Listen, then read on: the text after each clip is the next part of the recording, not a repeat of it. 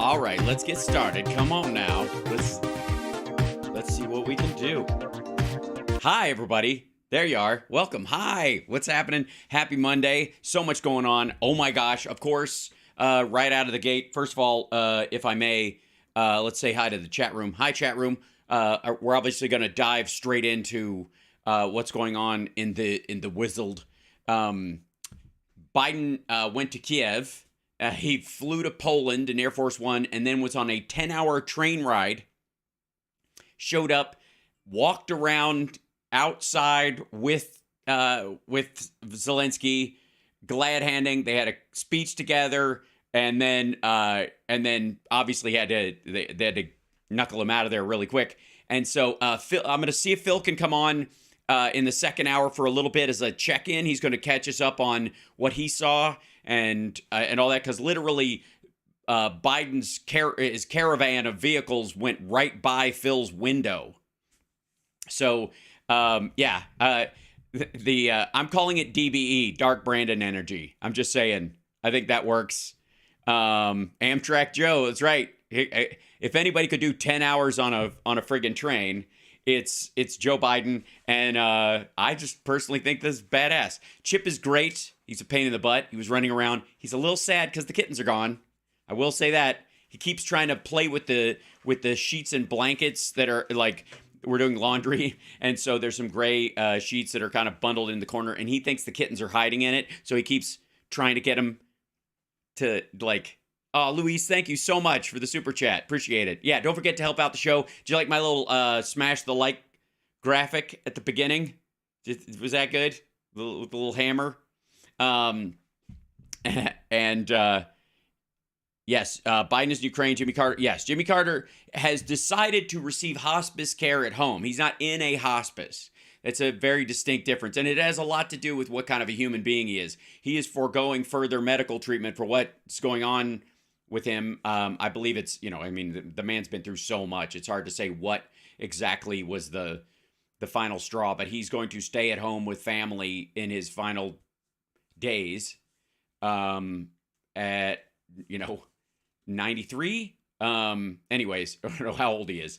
83, 80. Anyways, he's just a blessing of a human being. And the nice thing about this, and just kind of how indicative of what a great human he is all the stories coming out about his decency and his hard work and his intelligence and his character that are, people are finally kind of being reminded of it, because he became for a very long time the Republican whipping boy, and sort of the, even when Biden was running again, this is the second coming of the the Carter administration. It's Carter 2.0. He's 98. Thank you so much.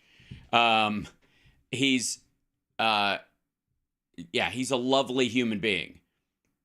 And it's reminding people of that, that he is going from, he has in the last couple of decades especially, I think people have woken up to the fact that he's a good and decent man who worked very hard. And then in many ways, the Iran-Contra affair and was you want to talk about manipulating foreign policy to get the presidency. Reagan effectively created the mold structure for doing that.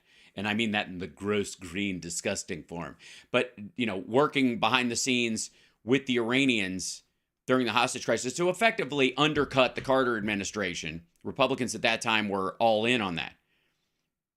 Truly a good man. And one of the reasons, in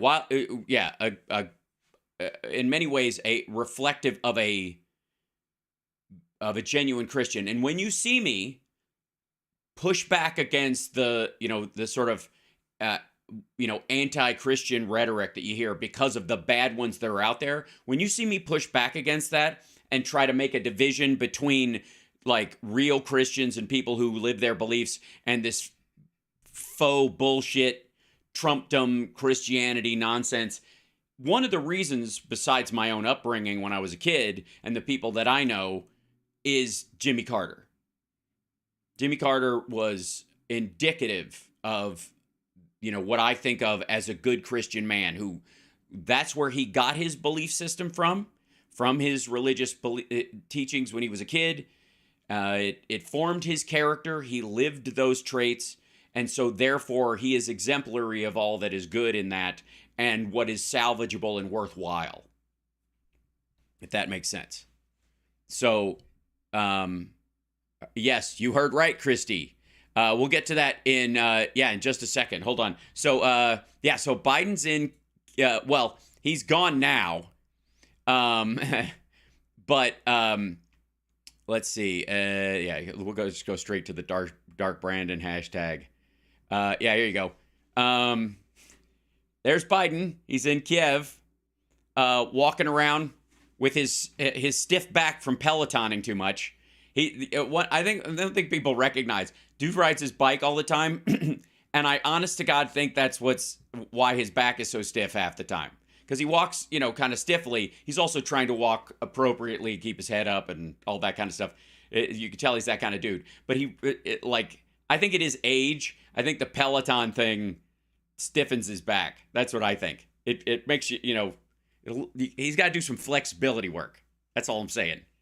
He might have an injury from the bike thing that he's been nursing, for a while. But anyways, there he is. This is awesome.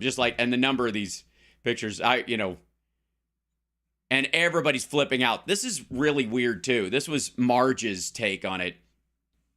This is incredibly insulting. This got to be a parody account. This has to be. Today, our president, Joe Biden, the president of the United States, chose Ukraine over America while forcing America to be able to pay for Ukraine's government and war. I can't express how much Americans hate Joe Biden. Yes, you can't, because you do not speak for Americans. You barely speak for your entire district. Piss off. And it's President's Day. He's the president. He's with another president. He can president all the fuck he wants. This new trailer for Dark Brandon into the Bidenverse is straight fire. Yeah. It's just kind of bitching. There you go. Meanwhile, I don't know what the fuck that's all about. Yeah, so this is the first footage, so you can see that lightning bolt in front of him, because this is from this the first person who caught phone video and released it of him actually in Ukraine. There, I believe, yeah. He's out. Dude is walking around and there are air raid sirens. Listen to this.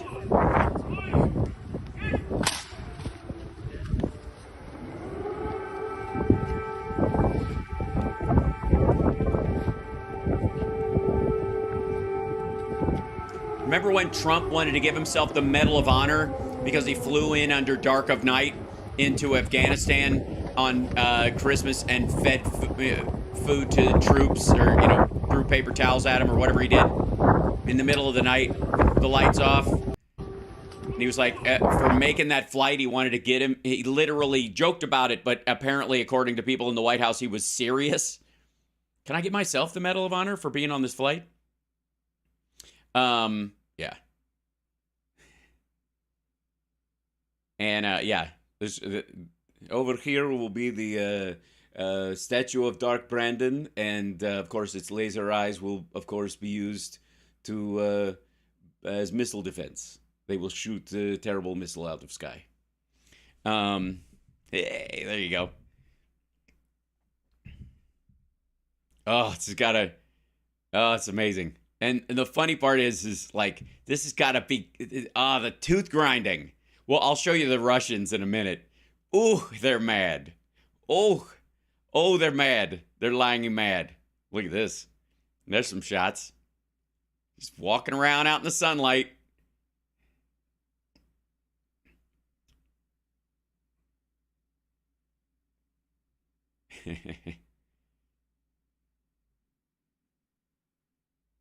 Meanwhile, by the way, I kind of have to copy. I do to save images. I'm just going to save it over here, if I may.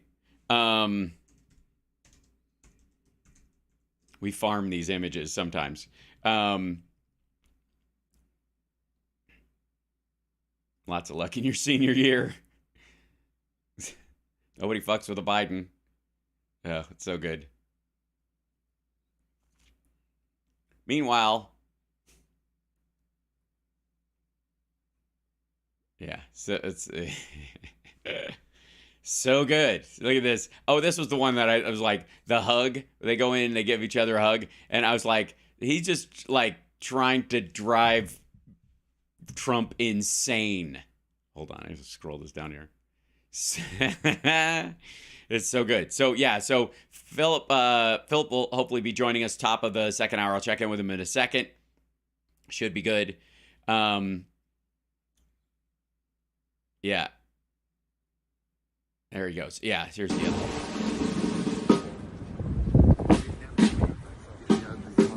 Oh, and there.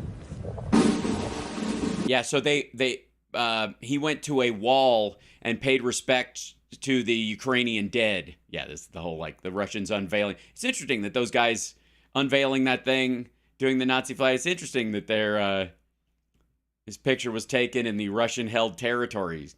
Isn't that weird? By the way, with a Ukrainian Nazi flag made in China, freshly unfolded, by the way, because you clearly see the, like, that's what's your job? You have to get is like halfway through the Donbass and then make this picture and send it back so we can use it. Yeah. Yeah, here he is. This is the Russia's military. Hold on. Russia's aim was to wipe Ukraine off the map. Putin's war of conquest is failing. Russia's military has lost half its territory it once occupied. Young, talented Russians are fleeing by the tens of thousands, not come back to Russia. Not just fleeing from the military, fleeing from Russia itself, because they see no future in their country. Russia's economy is now a backwater, isolated and struggling. Putin thought Ukraine was weak and the West was divided. Thank you, James. Mr. President, I said to Thank you, Lady B. He's counting on us not sticking together. He was counting on the inability to keep NATO united. He was counting on us not to be able to bring in others on the side of Ukraine. He thought he could outlast us. I don't think he's thinking that right now. God knows what he's thinking, but I don't think he's thinking that. Russia's he said God knows what he's thinking at another point in this too. I think he added that because he had said it to Zelensky outside or something in one of the early reports. You did it, you crazy son of a bitch! You did it. It's great.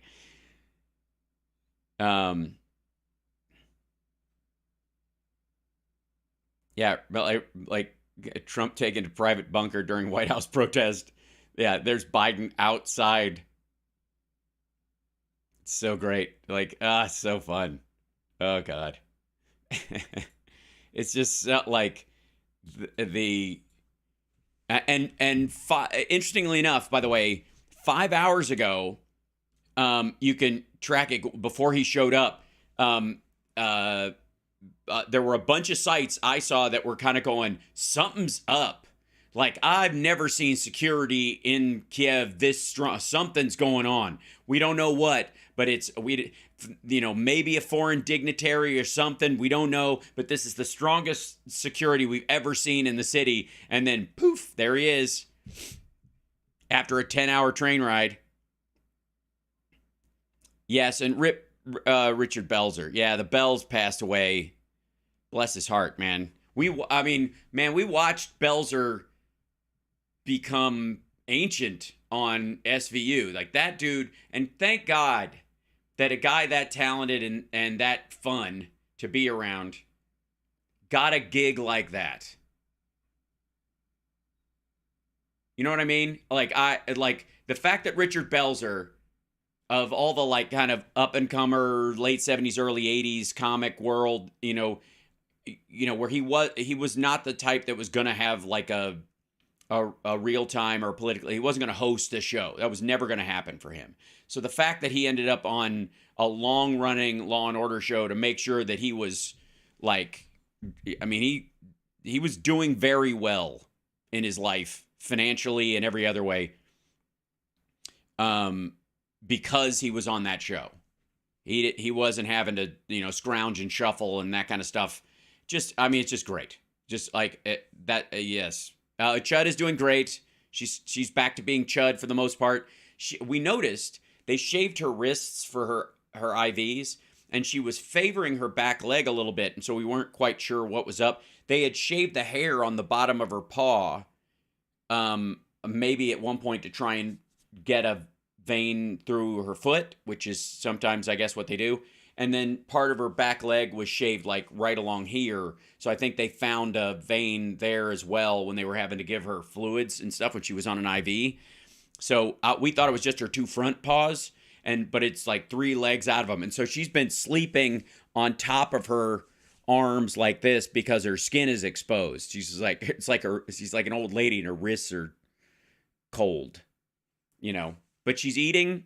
That's good. She still pees over the edge of the box. That we haven't fixed. That's her arthritis. So she gets into the litter box, but with her ass facing out over the side, she just pees out the back. It's like, and I've seen her do it, and you're just like, oh, okay. Oh, grandma.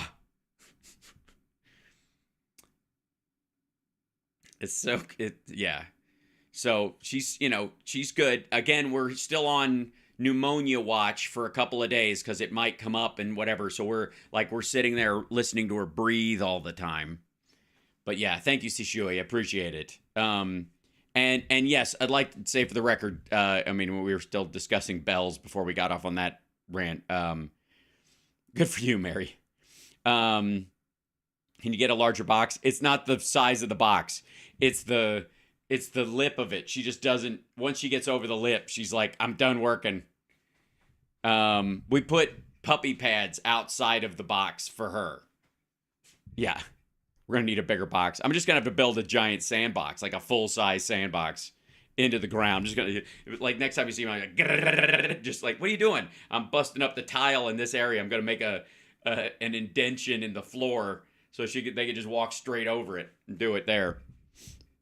We have 2 boxes. She poops in the other one. She doesn't miss in that one, and that's got a higher lip. I don't understand that at all. It's a long story. I'd film it and explain it to everyone, but it's just rude. You need to get her a shawl. It's true. She has her own little blanket. I got a high-paying cat. I made a homemade box made out of plastic tote. Oh, have a homemade. All right, that's not a bad idea. High-paying cat. I think she just doesn't want to sit down because she has to get up again. It's too funny, but getting old sucks. Yeah, it does, especially for a cat like her. Anyways, back to our trendages because there's so much stuff happening today, if I may. Here we go. So, like I love the fact that everybody is so pissed that he's going there they're like, he's going there for President's Day and not going to Ohio. There's 4 cabinets, I think, that are overseeing what's going on in Ohio right now in the cleanup, besides the EPA and the NTSB, which are the 2 groups that would be in charge of this shit. And then Ohio has its own funds to spend on shit like this. They can declare a federal emergency when they run out. If they haven't run out, it's either because they're not spending it because they don't think it's needed, or they're not spending it just because fuck those people. That's a DeWine problem, or as I like to call him, Swine. Fuck the CCCP. Oh, that's nice. There you go. It was amended his 12-point rescue plan to make clear that his proposal to sunset all federal legislation 5 years doesn't apply to Social Security, Medicare, or the Navy. All federal legislation sunsets in 5 years with specific exceptions for Social Security, Medicare, National Security, veterans benefits, and other essential services, whatever the fuck that is. So who gets to define essential? Whoever's elected? Okay. If a law is worth keeping, Congress should pass it. A note to President Biden, Senator Schumer, and Senator McConnell. As you know, this was never intended to apply to Social Security, Medicare, or the U.S. Navy. I love how he throws the Navy in there because it came later.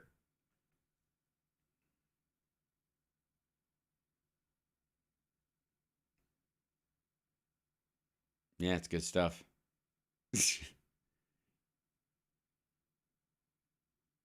That's so fun. Okay. Oh, and there's a bunch of stuff because everybody's mad. Tucker Carlson is trending because Kevin McCarthy released the Jan 6 video to Tucker Carlson. Not all of it. All 41,000. It says Kevin McCarthy releases Jan 6 riot tapes, all 41,000 hours to Tucker Carlson. These tapes are property of the American people. McCarthy has stolen them from us and given them to the mouthpiece for the January 6th attack. Yeah, he's basically giving it to Tucker Carlson to edit. That's not releasing the footage. That's letting someone cut pieces of it.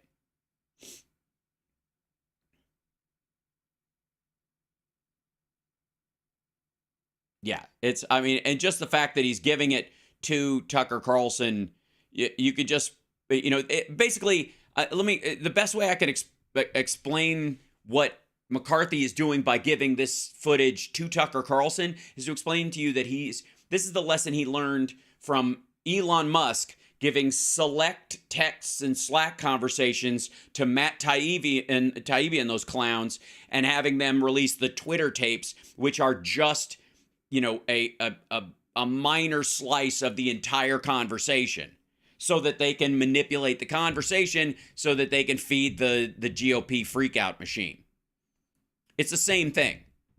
Tucker Carlson is now McCarthy's Matt Taibbi. That's it. The only difference is, I guess, technically that Elon Musk had to buy Twitter to get access to that stuff, and McCarthy just commandeered it from the public files. Putin is, of course, pooting right now.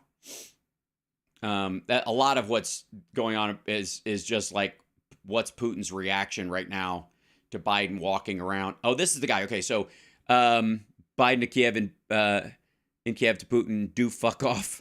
This is John Sweeney. He's there. Everybody wants to be like Philip. Everybody's trying to just cop Philip's look. Anyways. War Diary Day 362 of Russia's war against Ukraine. So as I said earlier this morning, the word on the street was that Joe Biden was in town, and I was right. He's been pictured with Zelensky walking by the wall of fallen heroes. And I mean, this is a story of huge significance, because what it means is that the people of Ukraine, after a year of war, have now got the committed friendship of the most powerful man on earth, the President of the United States. And that's an incredible uplift for these people, because a year ago, you could hear the Russian guns from just 12 miles away. You could hear the booms and crumps and the air raid sirens. And I remember that my friends and family were saying, "Get out, John, get out. It's too bloody scary. You're a target." And I felt determined to stay because I just was sick of people running away from Vladimir Putin. I was sick of the West letting Putin getting away with murder again and again and again. I don't. Somebody's trying to is that just the sun being blocked out by his own camera? Because he's. And I'm glad. Yeah, he's got like an auto render on the. I don't know. I stayed.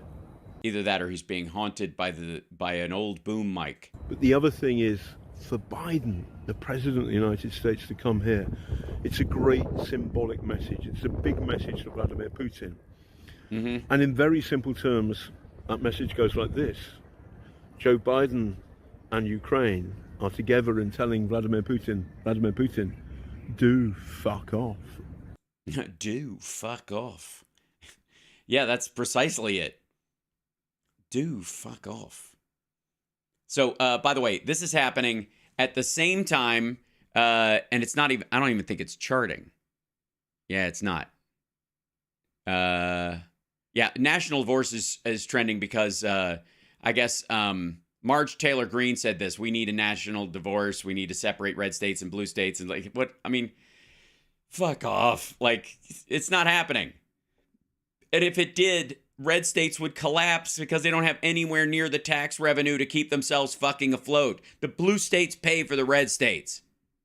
Texas is a rare exception, but Texas, if it shut off, if Texas followed through on all of its shit about Mexico and walling off the border, secure the border, nothing gets through or whatever, Texas would be dead in a month. Its economy would collapse.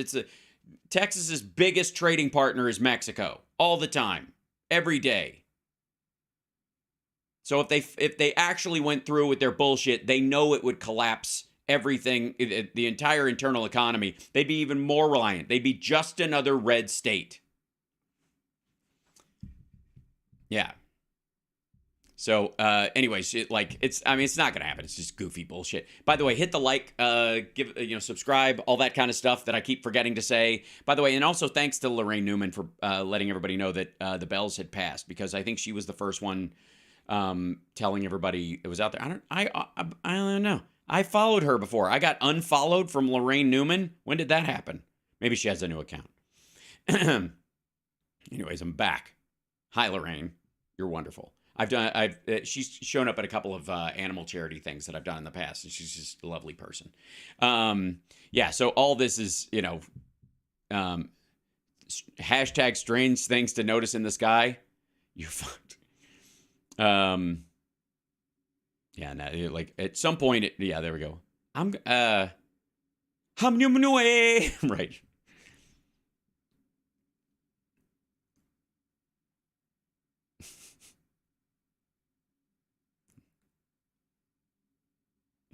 People just drawing a big dick in the sky.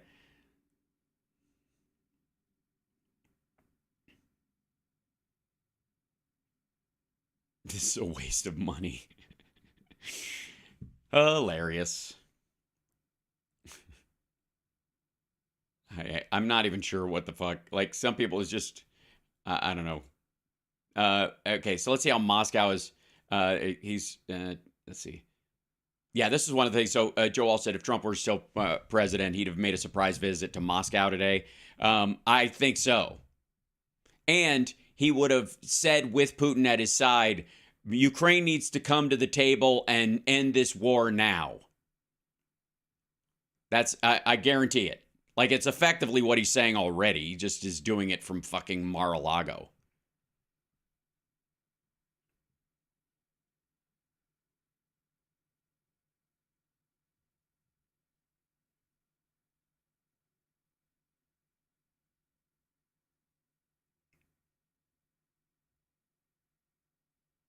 Jesus Christ. Nice. That's great. That's I think that's what we all want for our families and friends here. Shit. Oh yeah. So billboards in Moscow. Can someone translate? We might have to ask. Join the Wagner group. Oh, it's a join the Wagner group. Live like your ancestors. Fight the fascists and the Nazi Jews. Right. Yeah, so this is all about Moscow flipping out. And then, of course, there's Roger Waters did not go to the Rage Against the War Machine pro-Wagnerite flak fest or whatever the fuck is going on there. I'll show you in a minute. It's a travesty. First of all, you'll be shocked to know that turnout was fairly low, considering it's free. Even it was pretty pitiful. And hilariously so. And Roger Waters did not show up, but he sent a video. Isn't that nice? He just to shit on Zelensky for how dare he be the Jewish president of the Jewish duly elected president? Yeah. There's Russia launching caliber missiles from the Black Sea. Yeah. Yeah. Steven Seagal makes a surprise trip to Moscow to meet with Putin. That's a real picture, but that's from a long time ago. Not like a few years ago. Like maybe 3? I don't know. Anyways. What the hell? Flight Air Force in Moscow, the woman smoked in the toilet, undressed, and started to get into the pilots, shouting that everyone would die. Then she bit the stewardess and spent... Oh, there you go. This lady stripped off all her clothes, was smoking cigarettes in the bathroom on a flight to Moscow, and then tried to bite the pilot. Okay. Yeah. That sounds good. Oh, here you go. Railway between Moscow and St. Petersburg is in terrible condition. That's that's the most adorable derailing I've ever seen. It's like it's like cow tipping. The shit. Imagine sitting here and you're like, oh, they're almost oh, no. At this, what do? Do you just put it in reverse? Shit.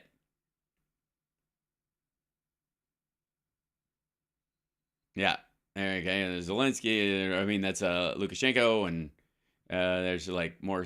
History repeats itself. Strength is truth. And the truth is on our side. Images of Soviet World War II heroes montage with modern day Russian soldiers in Ukraine. Okay, so that's what that is. It's just standard like propaganda. What the hell? LGBTQ brawl in Moscow. A fight between gay men and trans women broke out inside a gay club in Moscow and spilled out on the street. The cause of the fight, filled with plenty of dubious punches. The first what?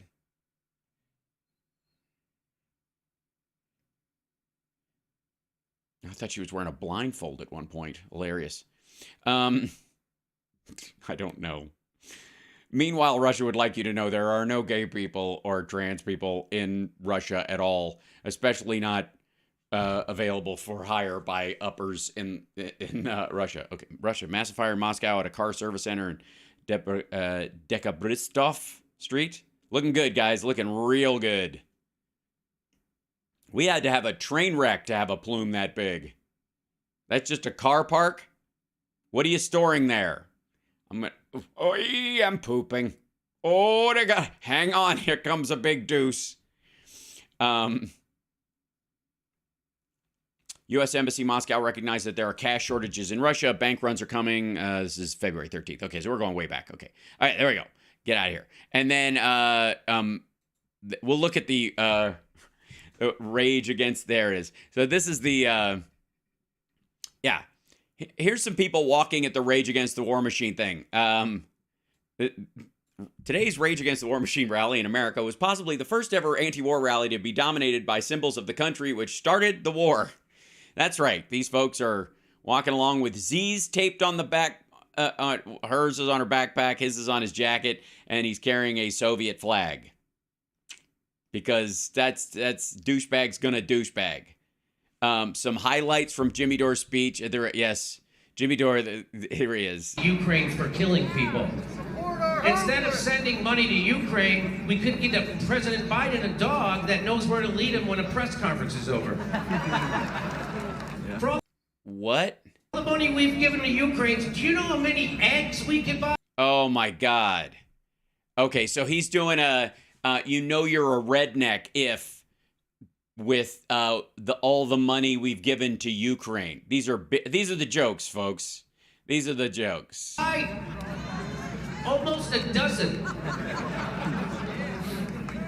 But you know, because what I'm saying is like a dozen eggs cost like $100 billion. You know, see what I mean? This is like the shittiest open mic ever. With $100 billion, you know, they say you can end homelessness for $20 to $40 billion. We could have ended homelessness. Then right. By the way, that people were saying that about Elon Musk buying Twitter. So, and again, also, by the way, the federal government can't technically end homelessness because it can't force states to build buildings. So you can only give money from the federal government to states and they do with it what they will. And they either have to accept or you know, that money and its use, or they can reject it, or they have to show the federal government that they don't have the budget to deal with it themselves to do so. So, but again, this, yeah. And restart homelessness, then say we were only kidding, and then end it again. We could give. Wait a minute. He's been doing this same shit for months. These are the same jokes. He's got to read them off the paper. Every homeless person in America, $160,000. Or if you want to help Americans but still show our support for Ukraine, we could buy every homeless person in the United States 7,000 Ukraine flag fleece blankets. Jesus Christ. One of the laughs of the three that I just heard is the miserable liberal. His wife, girlfriend, partner, woman, whatever, that's always on the show, that sits over on the side. Remember her? Yeah, that's her laugh you just heard. Fucking hell. Jesus Christ. Door Crickets 2024. Shit. Rally's kicking off. It's kicking off. I do not want an anti-war rally in this town. I want to talk to you as a son of... Yeah, they don't want it. That's why they're trying to I hear they're shutting us down. They're shutting us down. We've got to shut down. I want to run. I want to hide. I want to boo.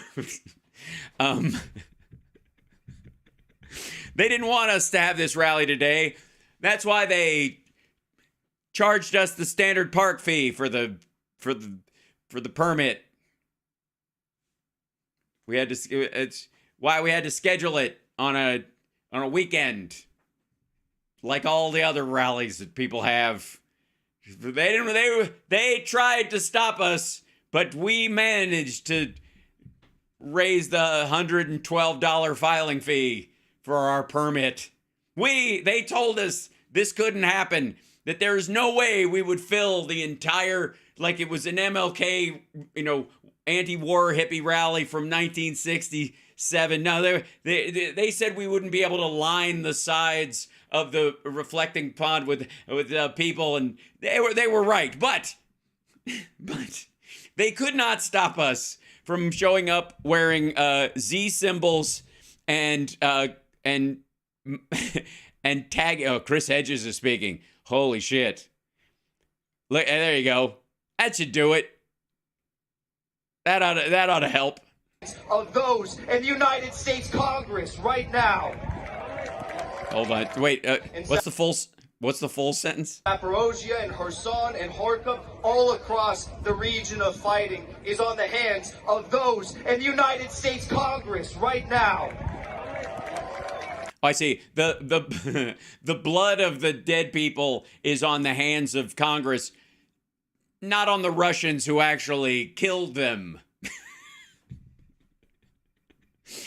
Yeah, that's it. Thanks, guys. Thanks. Yeah. I'm convinced. You guys are convinced, right? Yeah.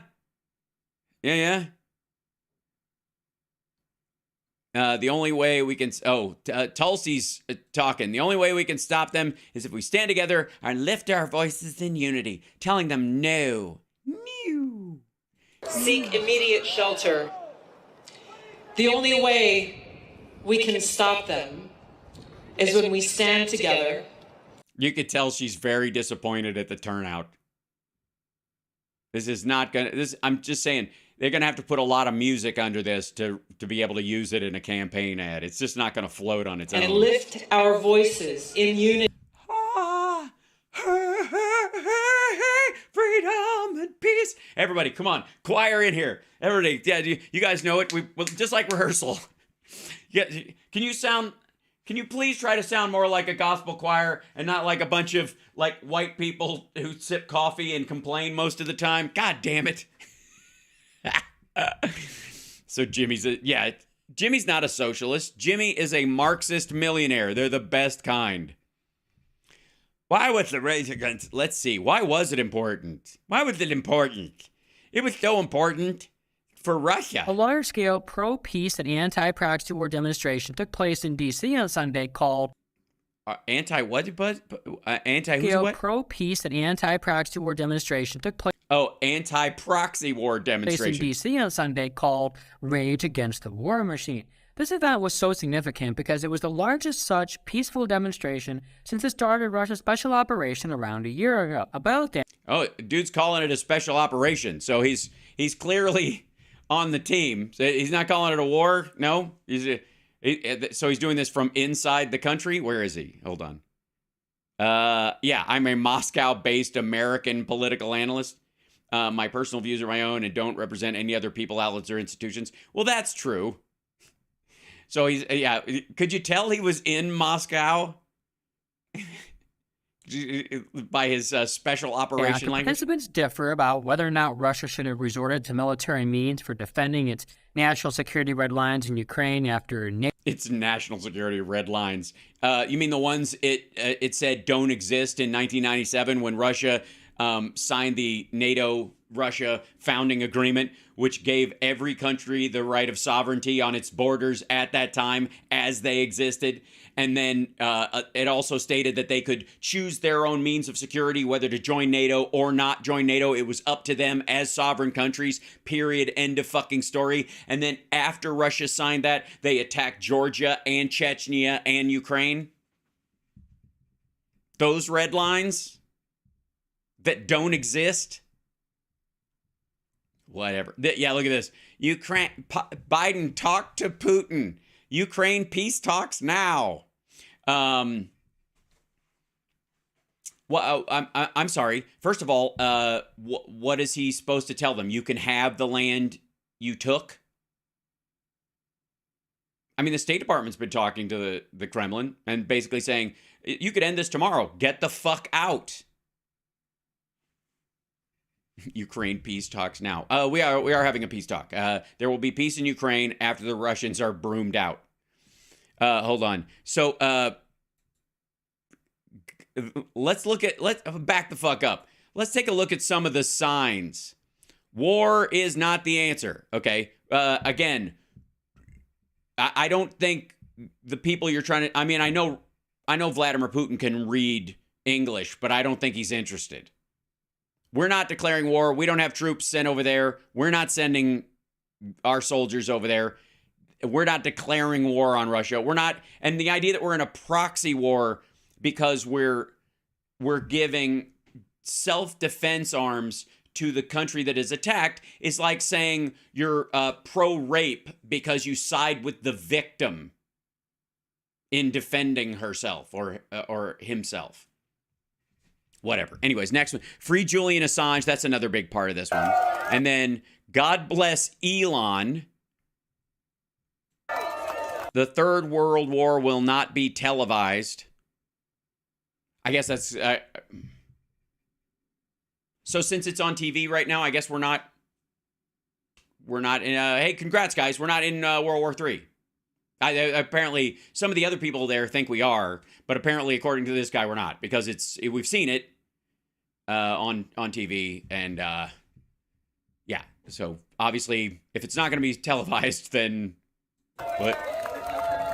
God bless Elon. There it is again. No to U.S. proxy war. No more U.S. tax dollars for war. What?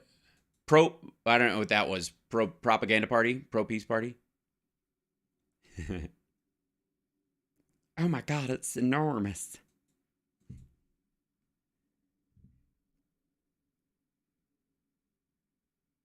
There may be nearly, I don't know, 3,000 people there. Almost, it's the exact same number of views this video has. Okay, won't be at Rage Against War Machine rally. Many decisions by organizers made that impossible. Number one reason is not anti-war. Perpetuating the never-ending Tulsi Gabbard is anti-war myth is most egregious example. So a threat. Oh, so this is the infighting, I guess, between some of the folks that are there. America's so corrupt, even our Nobel Peace Prize winners are war criminals. That would be that's an Obama slam, by the way. How corrupt are they? That's what Jimmy's doing. Like these are, I guess that's what happens when you like type into Chat GPT, like, write me some jokes that make me look like a hack asshole in front of as many people as possible. Tickety-tack, tickety-tack. Is AK-47 just talking? Yeah, it's hard to say. Attendees argue Ukrainians outside the White House. How does it feel to support Nazis? Because this is like this dude yelling at... You take that and wipe your ass with it. I don't want to... You take that and wipe your ass with it. Classy. Okay, this is... oh, Jill Stein. Look at that. The U.S. has gone from some 800 foreign bases. Our so-called war on terror continues in a mind-boggling 85 countries. We've conducted over 250 military interventions in the last 20 years, killing a staggering 6 million people.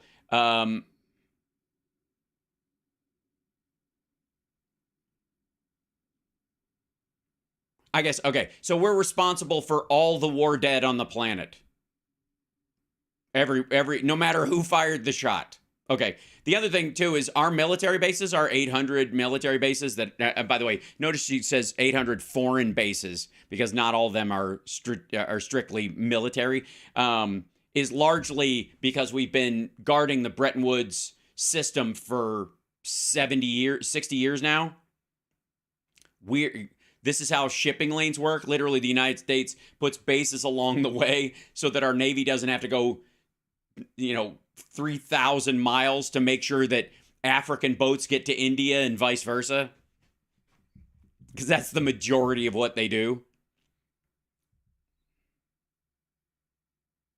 Yeah, rage. Yeah, somebody make this along to showing that fraudulently named Rage Against the War Machine is actually a pro-war, pro-Russia, anti-Ukraine, using videos and screenshots of the rally speakers and relating. Yeah, Rage Against Ukraine for Russia. Yeah, he made his own graphic about this. Nick Brana is one of the two organizers. Yeah, there he is. Because he's not winning the war, he's uniting the war against American hegemony.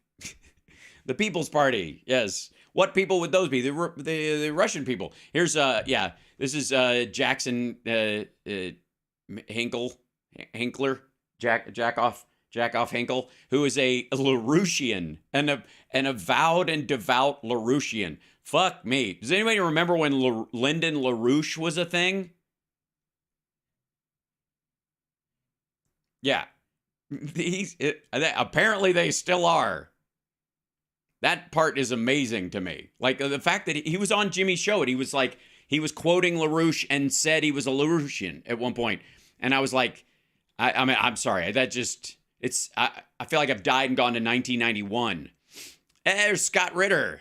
Speaking of the Rage Against the War, he's a convicted pedophile. Yeah. He was, he went to jail for 2 years. An unrepentant pedophile, by the way. And then got out early for good behavior. You know who also got out of jail for good behavior after serving less than a third of their term? John Wayne Gacy. Yeah. John Wayne Gacy molested a 15-year-old boy when he was, I think, when he was just got out of the army or something like that in the early 70s. And him, not the boy. And got sentenced for it and only went to jail for 2 years. Interesting. I'm just saying the timing is interesting. It's interesting. That seems to be the limit, I guess. There you go. Garland Nixon, yeah, is speaking as well. Whatever. There's Jimmy on RT.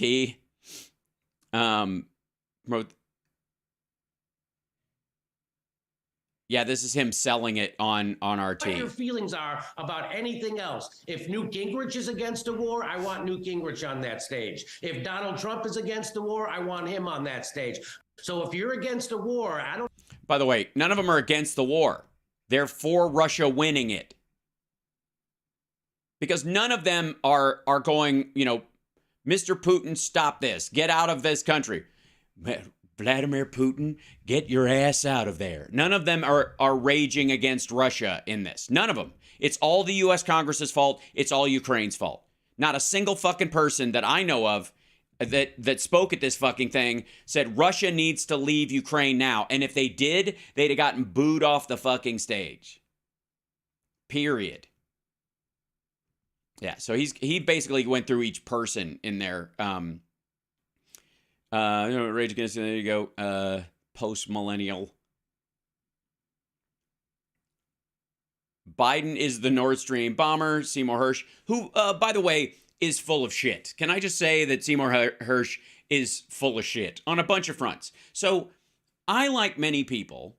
I do like many people. I like a lot of people. No, I, like many people, thought for the longest time, because I would consider myself anti-war. I would not, but anti-war isn't abject pacifism on the part of the victim side. That makes no sense to me. You know what I mean? I mean, as anti-war as I am, I wish we had gone into Rwanda and stopped that slaughter. You know what I mean? Like we could have, but we didn't. Would have saved tens of thousands, hundreds of thousands of lives over time, and we didn't.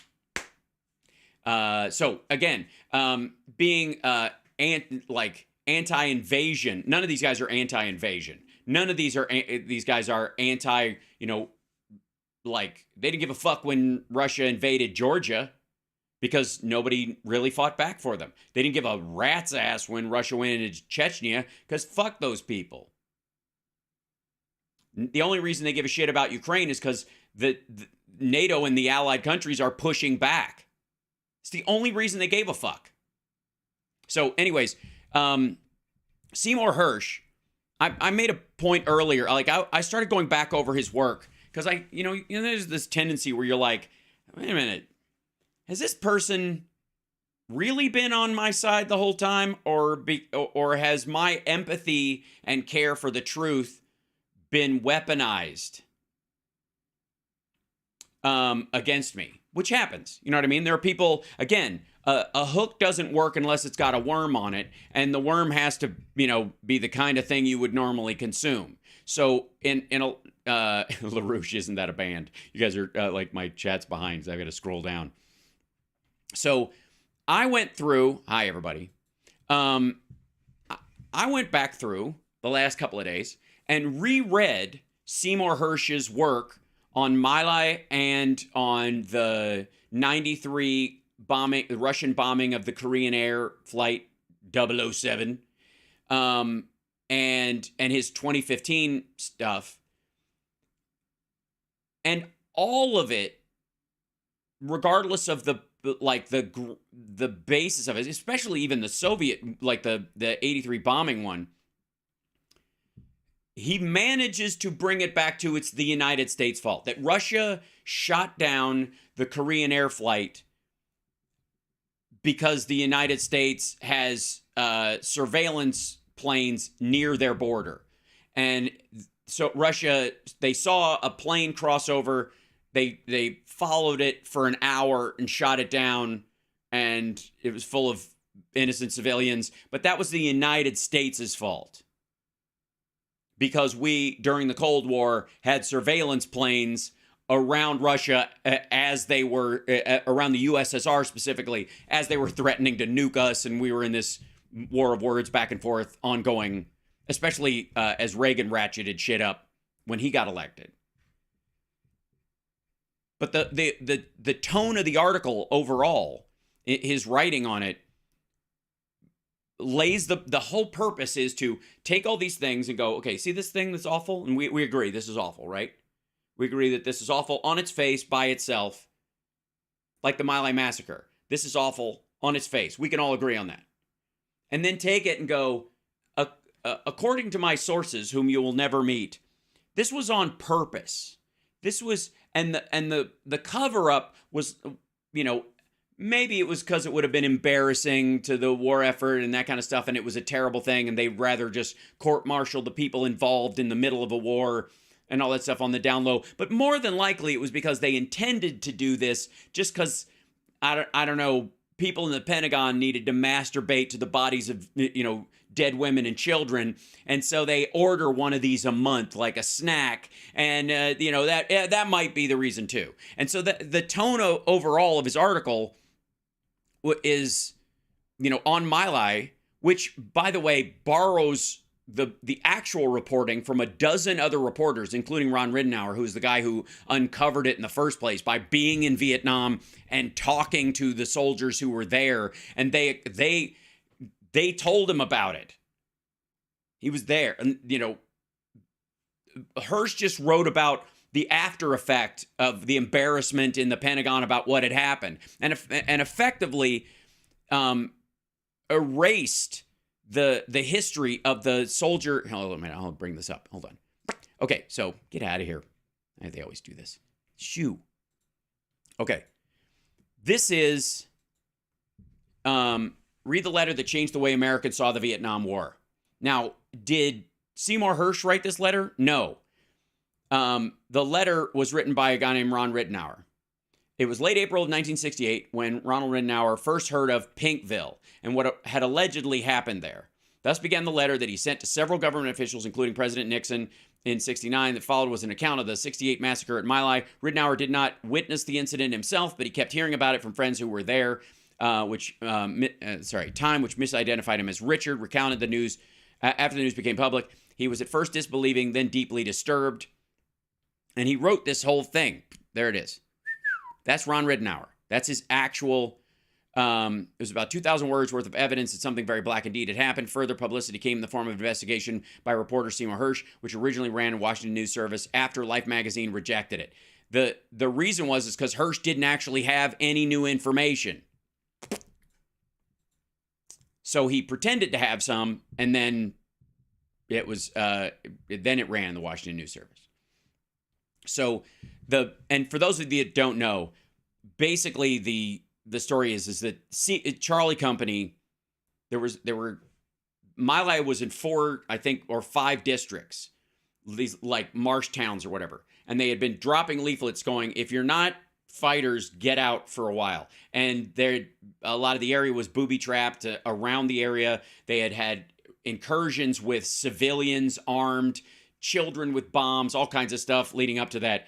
And each company had been assigned a section to clear effectively. A couple of the companies had moved in, realized that there were largely nothing but civilians there, shut it down, circled the area, and then another area, some had been killed by mines in the area. That there were basically IEDs, and that triggered a fight, like a short fight between civilians who were armed and another company. But Charlie Company just rolled in and fucking slaughtered everybody. If you want to see the most disturbing account of human beings aware that they had lost their shit, the interviews with the soldiers who engaged in the My Lai massacre, the ones who actually participated in it, talk about how they snapped and just went crazy. It is one of the saddest and scariest interviews you can see. It's like someone who temporarily became a serial killer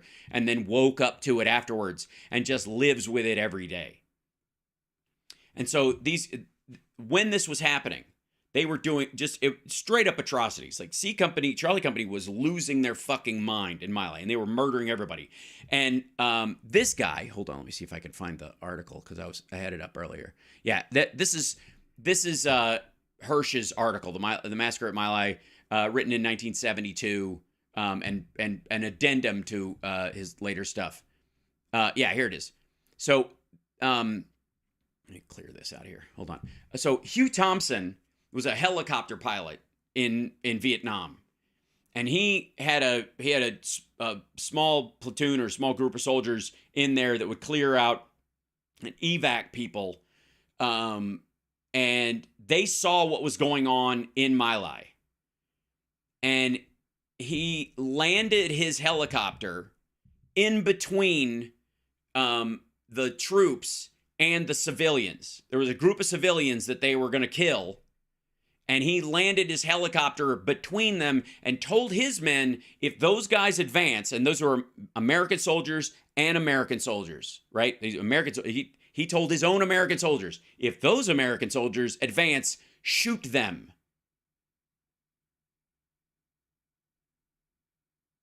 That's what Hugh Thompson did. And he endangered his life and the lives of his own men because those guys were going ape shit. And the story of this, and this is interesting too, because I met Thompson, this is a story from the LA Times in 2018. I met Thompson in 2000 and interviewed him for my radio program on KPFK in Los Angeles. By the way, if you don't live in the LA area, I was a longtime subscriber of KPFK. I used to do their film club because you used to go to the Lemley. You could sign up and donate on their fund drive, and you could the film club. You could go to the Lemley and see all these like first run indie films there that they would do. And it was a nice add-on incentive to invest. When I had no money, I was still able to give to KPFK. And that's where Democracy Now! Airs. Amy Goodman and show airs on KPFK. Their sister station is in San Francisco. let me see if, hold on, let me see if Phil can join us too. I don't want to leave him too far behind. We'll get to this in a split second. But anyways, real quick before I bring him up, hold on, let me do this just in case he's trying. Let's go to, I don't want to leave him in there if he's, back up, sorry. I don't want him to hang if he actually did pop in. There we go. There we go.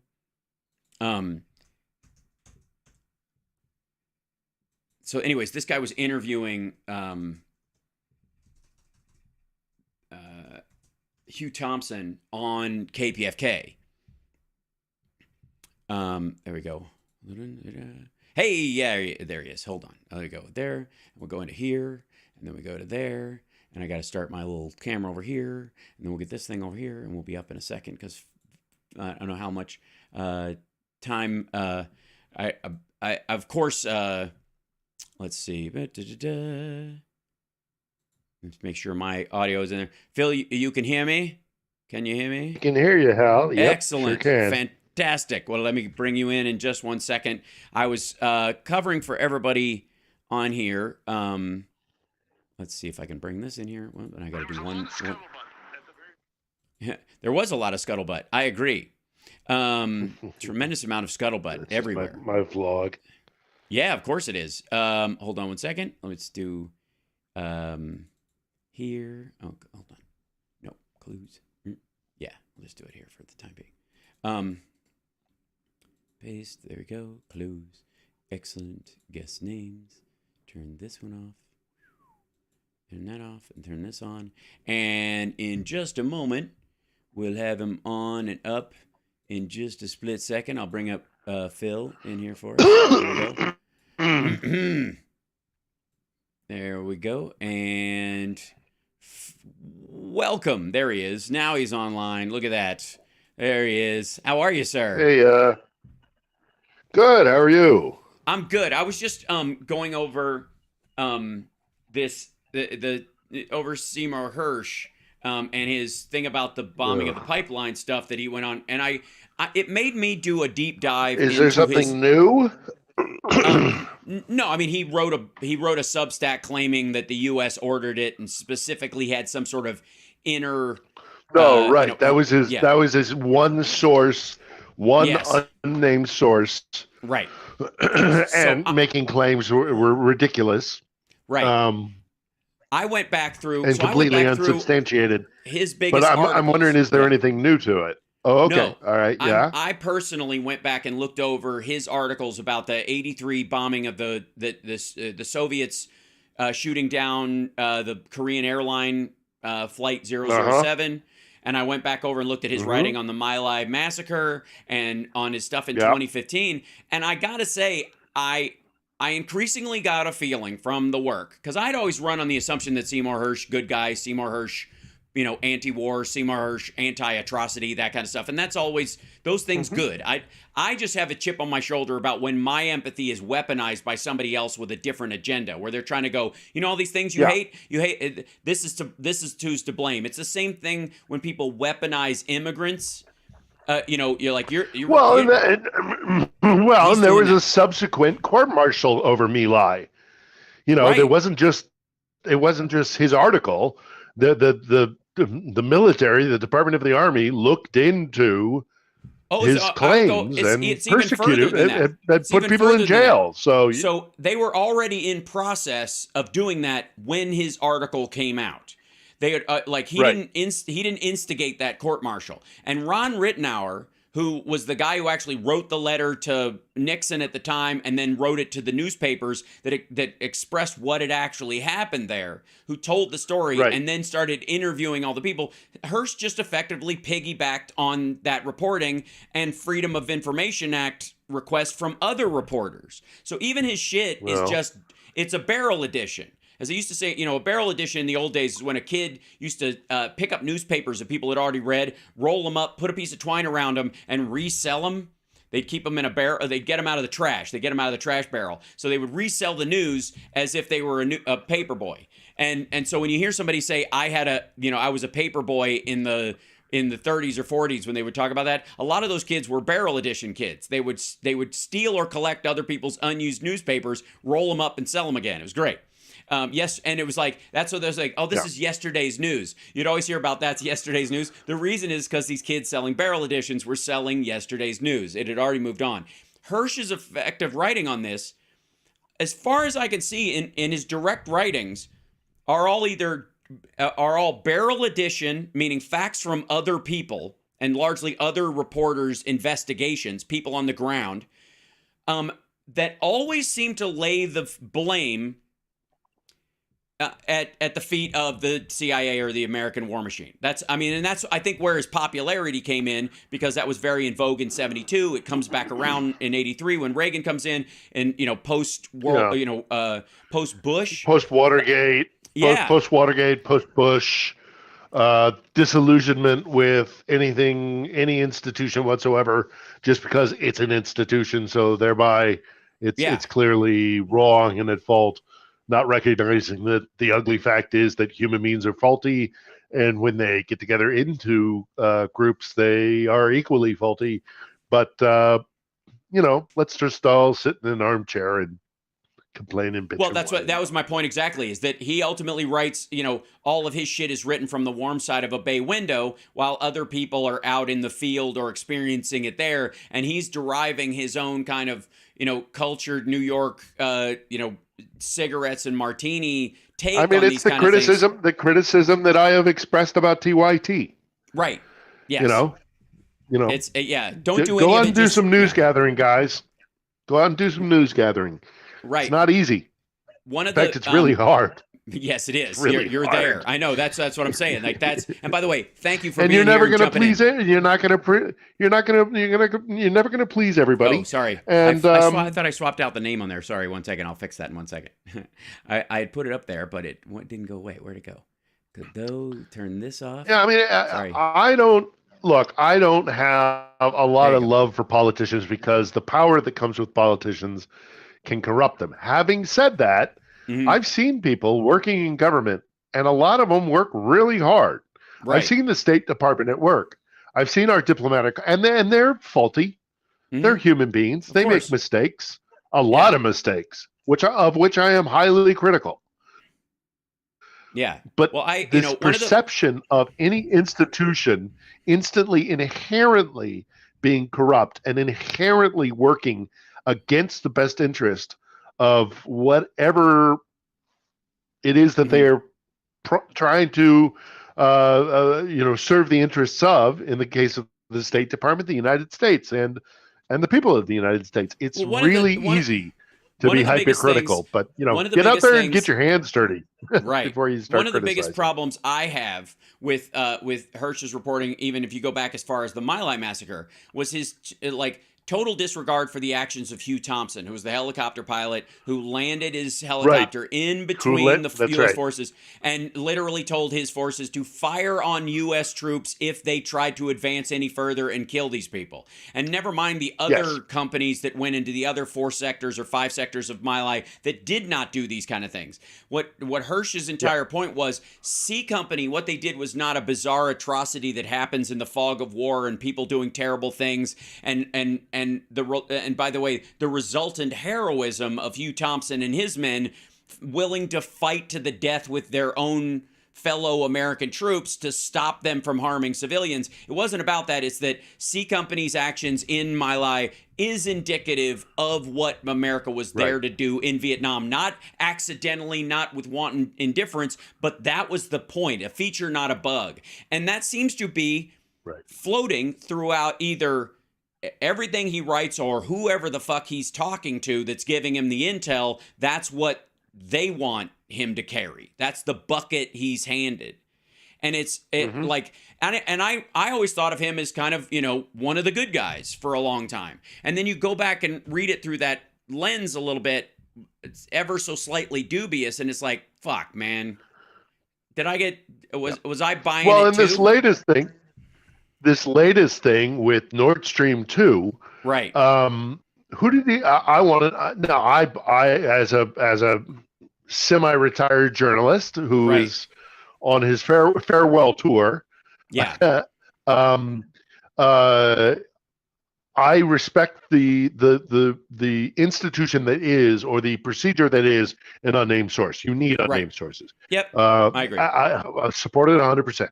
To hang your entire story on A single that unnamed one source. thing, a single unnamed source, it gives me grave cause. Not least of which because who is this one guy? Because the Russians are very good at disinformation. They're very good at at playing this game and Potemkin villages and psyops and all sorts of stuff. Was this some guy who is potentially compromised by the Russians, by the GRU? We don't know. Right. That's why you need more than one source. Right. Yeah, was he another McGonagall? Right. Exactly. And even still, like somebody rightly pointed out in the chat, it's very easy to fall into the My habit. It's Me Lie, and it's just the way it's anglicized and written. Pardon me with that, but specifically, let's talk about because I can. Let's not lose the forest for the trees.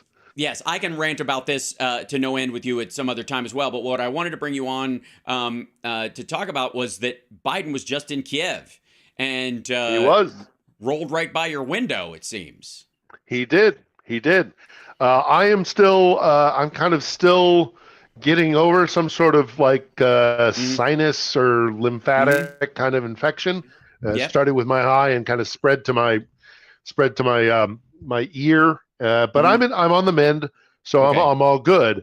But I was lying in bed recovering, and people who are in Kyiv with me started tweeting me and writing to me and DMing me and saying, "Hey, there's a massive convoy. The streets are all locked off. Something's going on. What could this be? Could this be?" And so I got up. And I kind of started doing my thing digitally. I have a buddy who was up on the hill. There's a hill that overlooks Kyiv where there are all these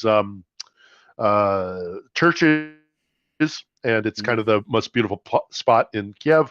It's where Zelensky tends to take people, especially because there's the wall of the wall of remembrance where they show all the people who have died fighting for Ukraine against Russia. Right. Going back to 2014, and he was up there, and he tweeted out, looks like this is going to be the president, right? And so I got up and I kind of started futzing around, and then I looked out my window, and I saw the main street in Kyiv, which is a street called Krishachik. And it's a thoroughfare. It's a 4-lane road in the middle of an urban center, and it is meant to run through it inevitably if you're trying to get one point of the city to the other. They rarely, if ever, block this thing off unless there's a parade or some sort of major event. And I looked out the window and went, "Oh, right, okay, something's happening." Grabbed my camera, went out on the balcony. And luckily I did, because just as I stepped out onto my balcony, the cavalcade came by, and it was an enormous. I mean, I've posted the pictures on social media.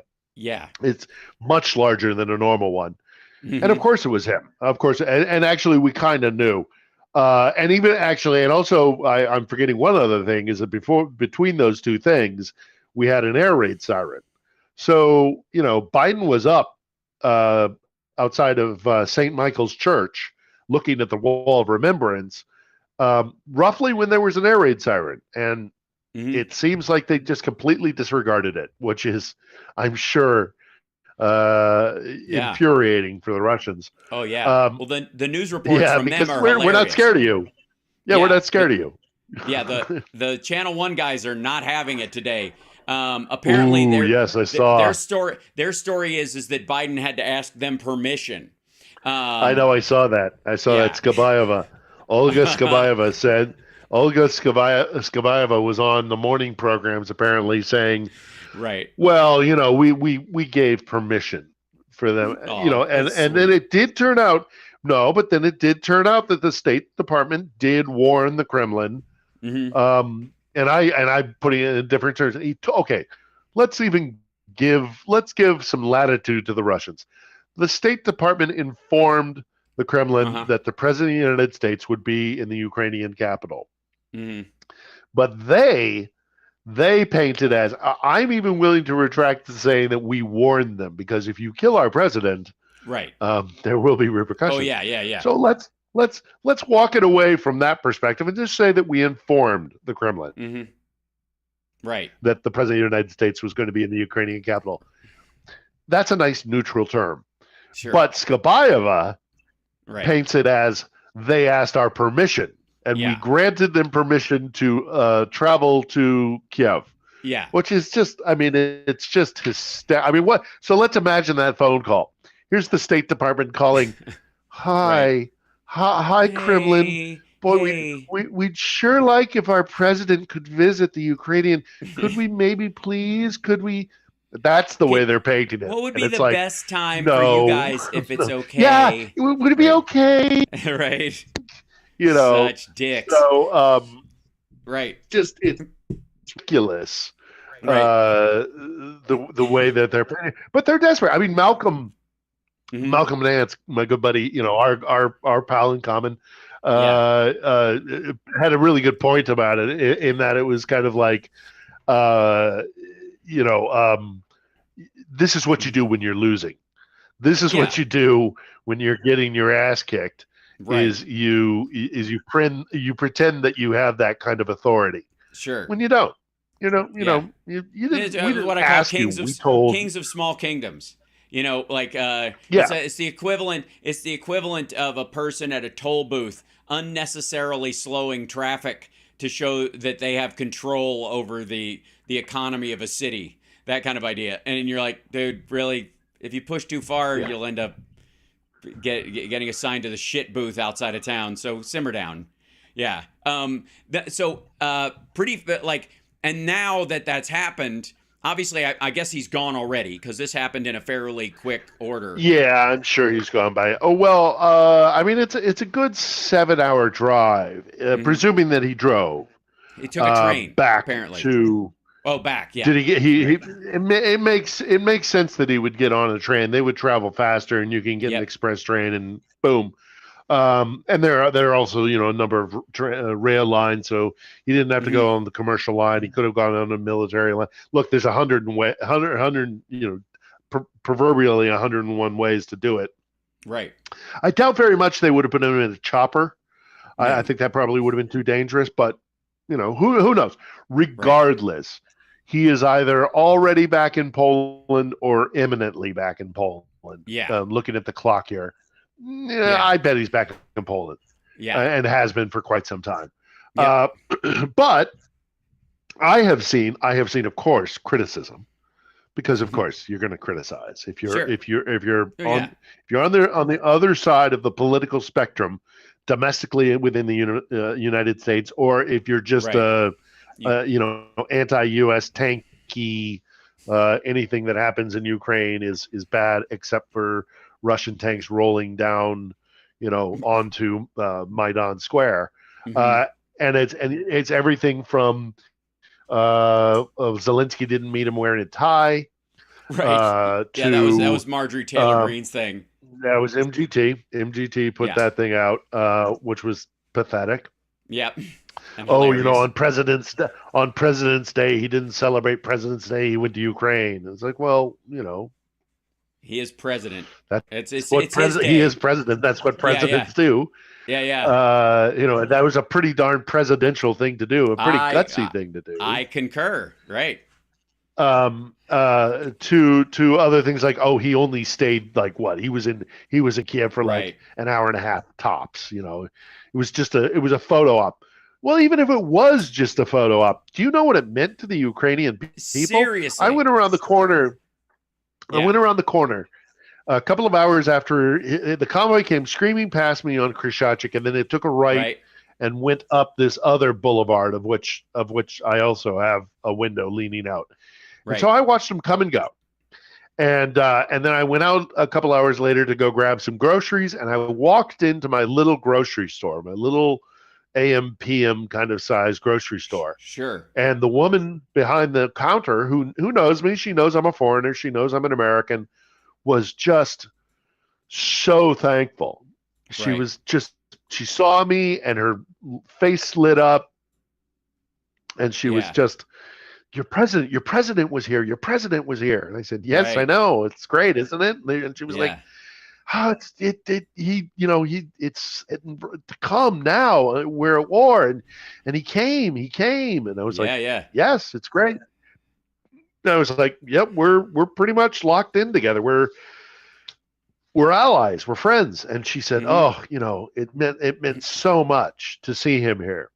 Yeah. So that it doesn't matter if he was here for 3 hours or an hour and a half, or if he spent the entire day here and like they put up a stage and he did a thing at one of the main squares in town. Right. I mean, all of those variables would have been kind of degrees of the same thing. Right. The most important thing is he came. He was here. He stepped on Kyiv. He stepped inside the Ukrainian capital. Yeah. And that meant so much to so many people. And I've spoken to other people recently in the last couple of hours about this, and they reiterated kind of what I said in my vlog, which I put out a brief little vlog today about it, and that is this: we're linked together. I mean, I said it when he spoke in Congress, and I'll say it again now that the president has visited Kyiv.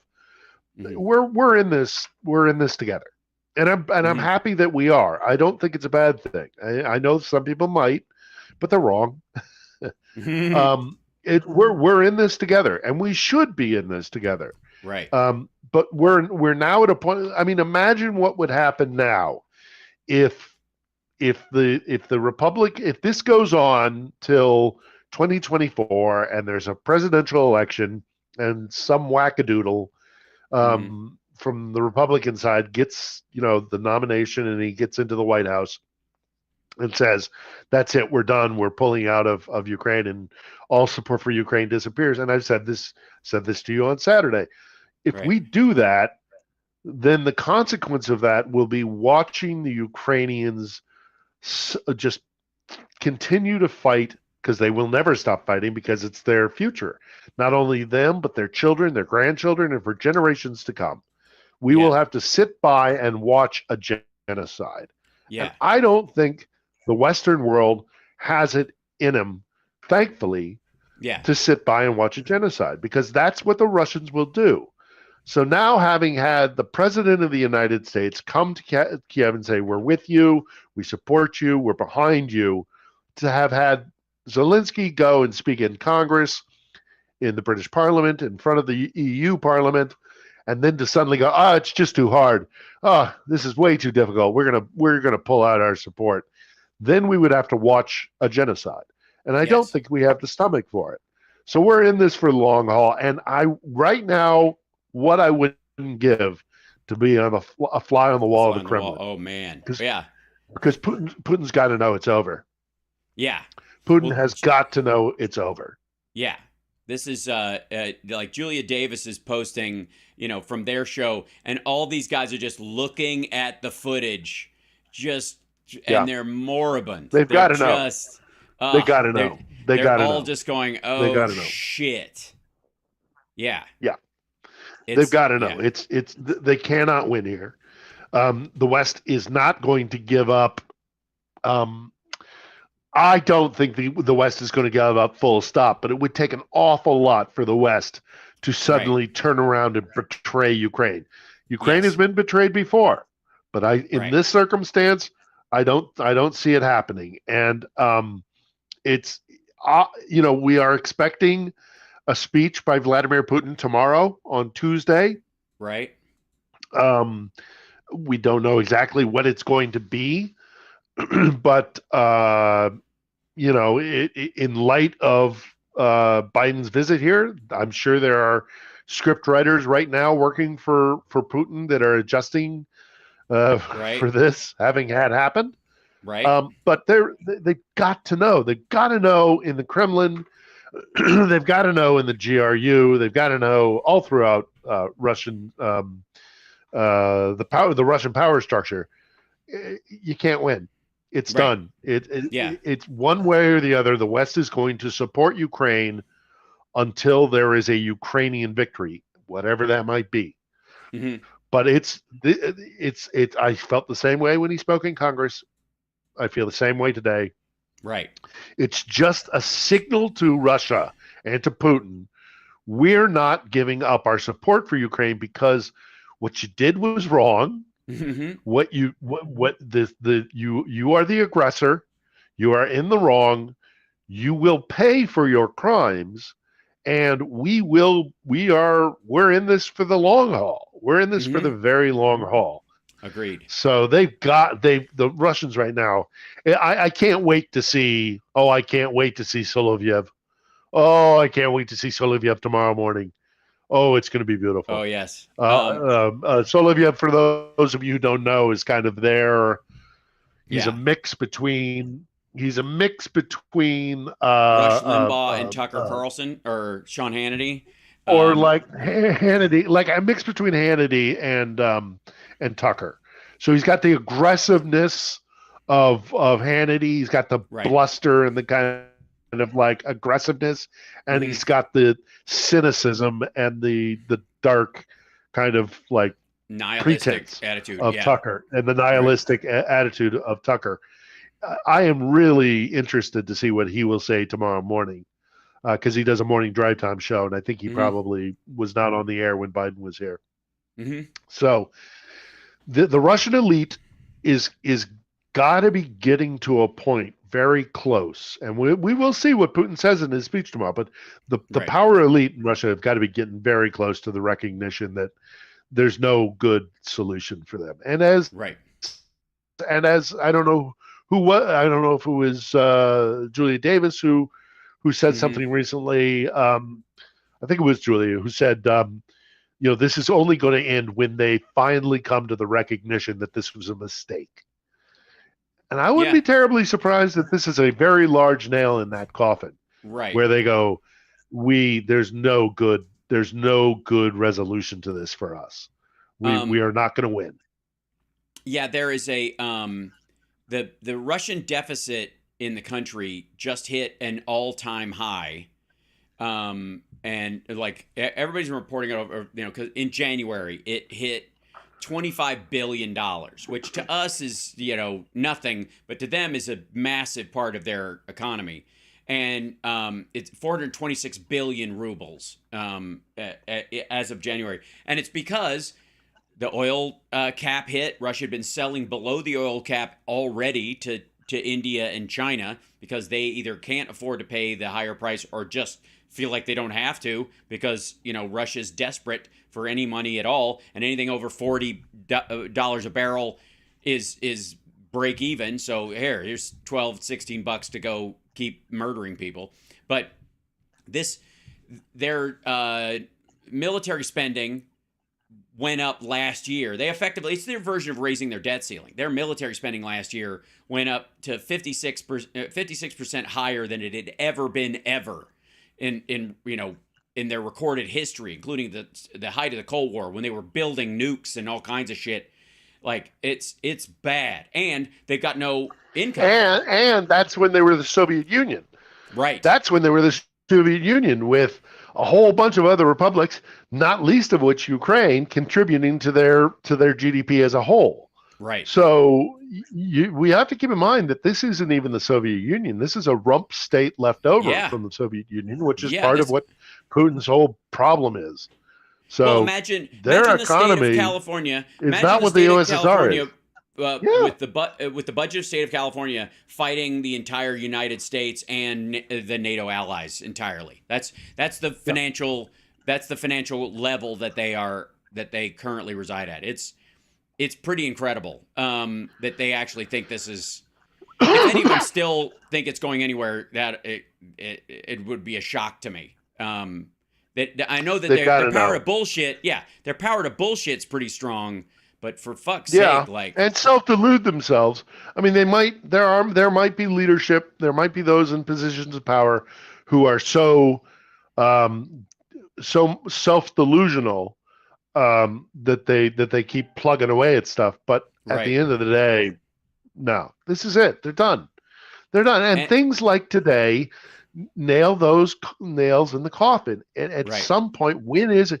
The sad thing is, the terrible thing about it, Hal, is that unfortunately we all see it. We can all see it, and I'm sure that there are many within Russia who can see it. But they're trying to find a way out, and they're trying to find a way to finish this. And meanwhile, people are dying. Yes. Also, bless you. By the way, this is Solovyev. I'm showing him on screen. I was looking for a picture of him. Did he say something today? Not yet. Oh no, this is just a picture of him.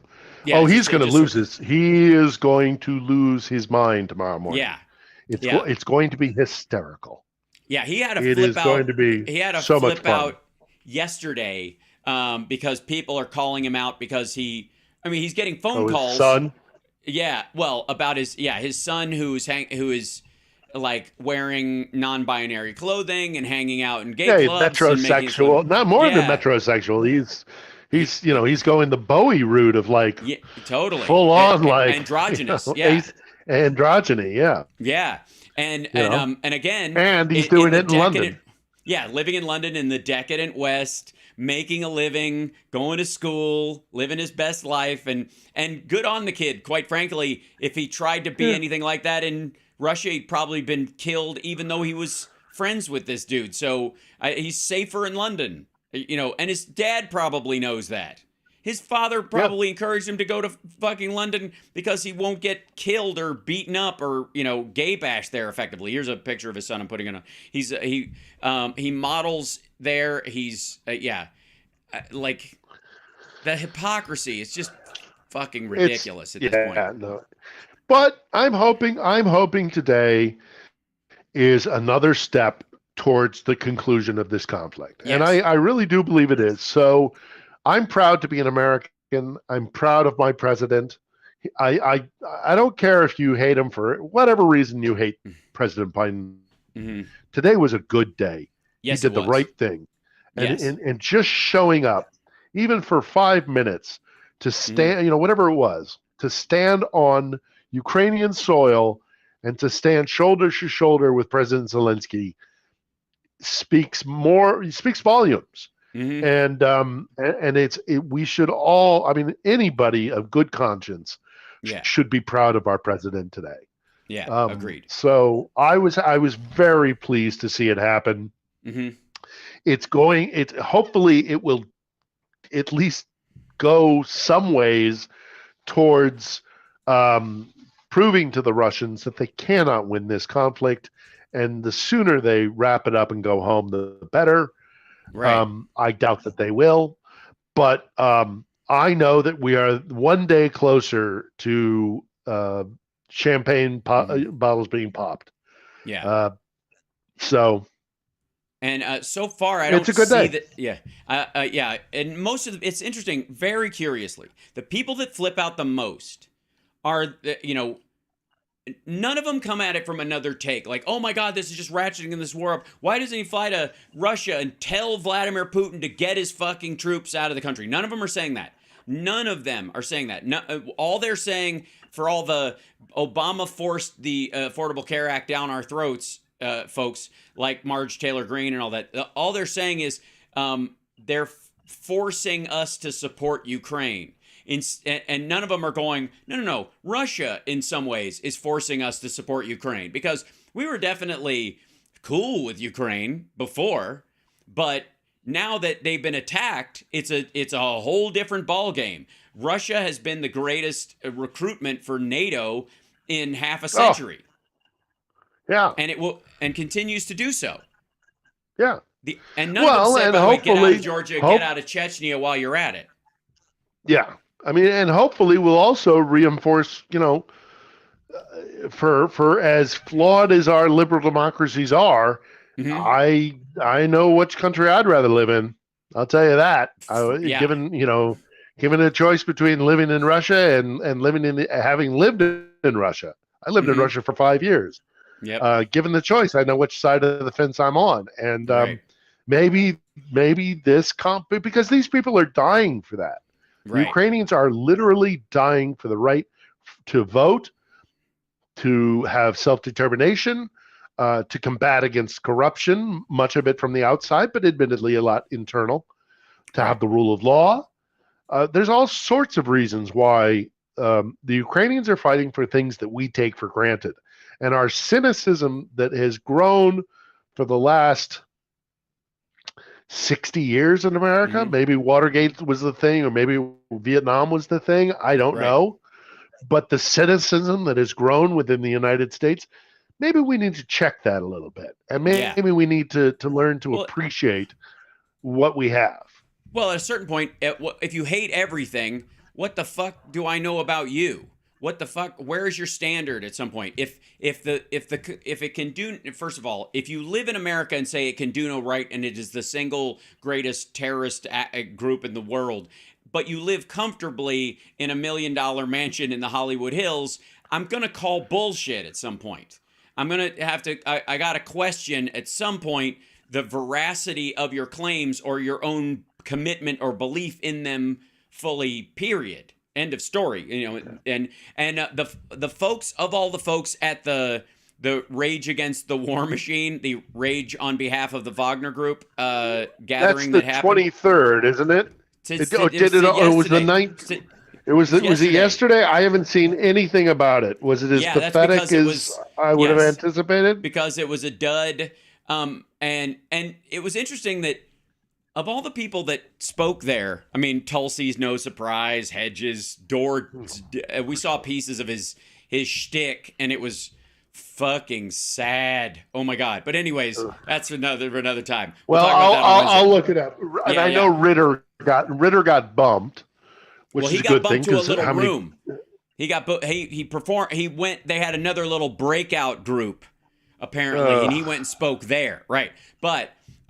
It didn't matter because nobody went there. It was like in a Ramada hotel, like one of those rooms. But Dennis Kucinich spoke. And again, Kucinich was one of those guys, kind of like Hersh, where I was like, I always considered him, you know, the good guy. And then you find out when he was running for governor, he got $20,000 from this pro-Assad group and was effectively violating FARA and advocating on behalf, while he was a congressperson, advocating on behalf of Syria.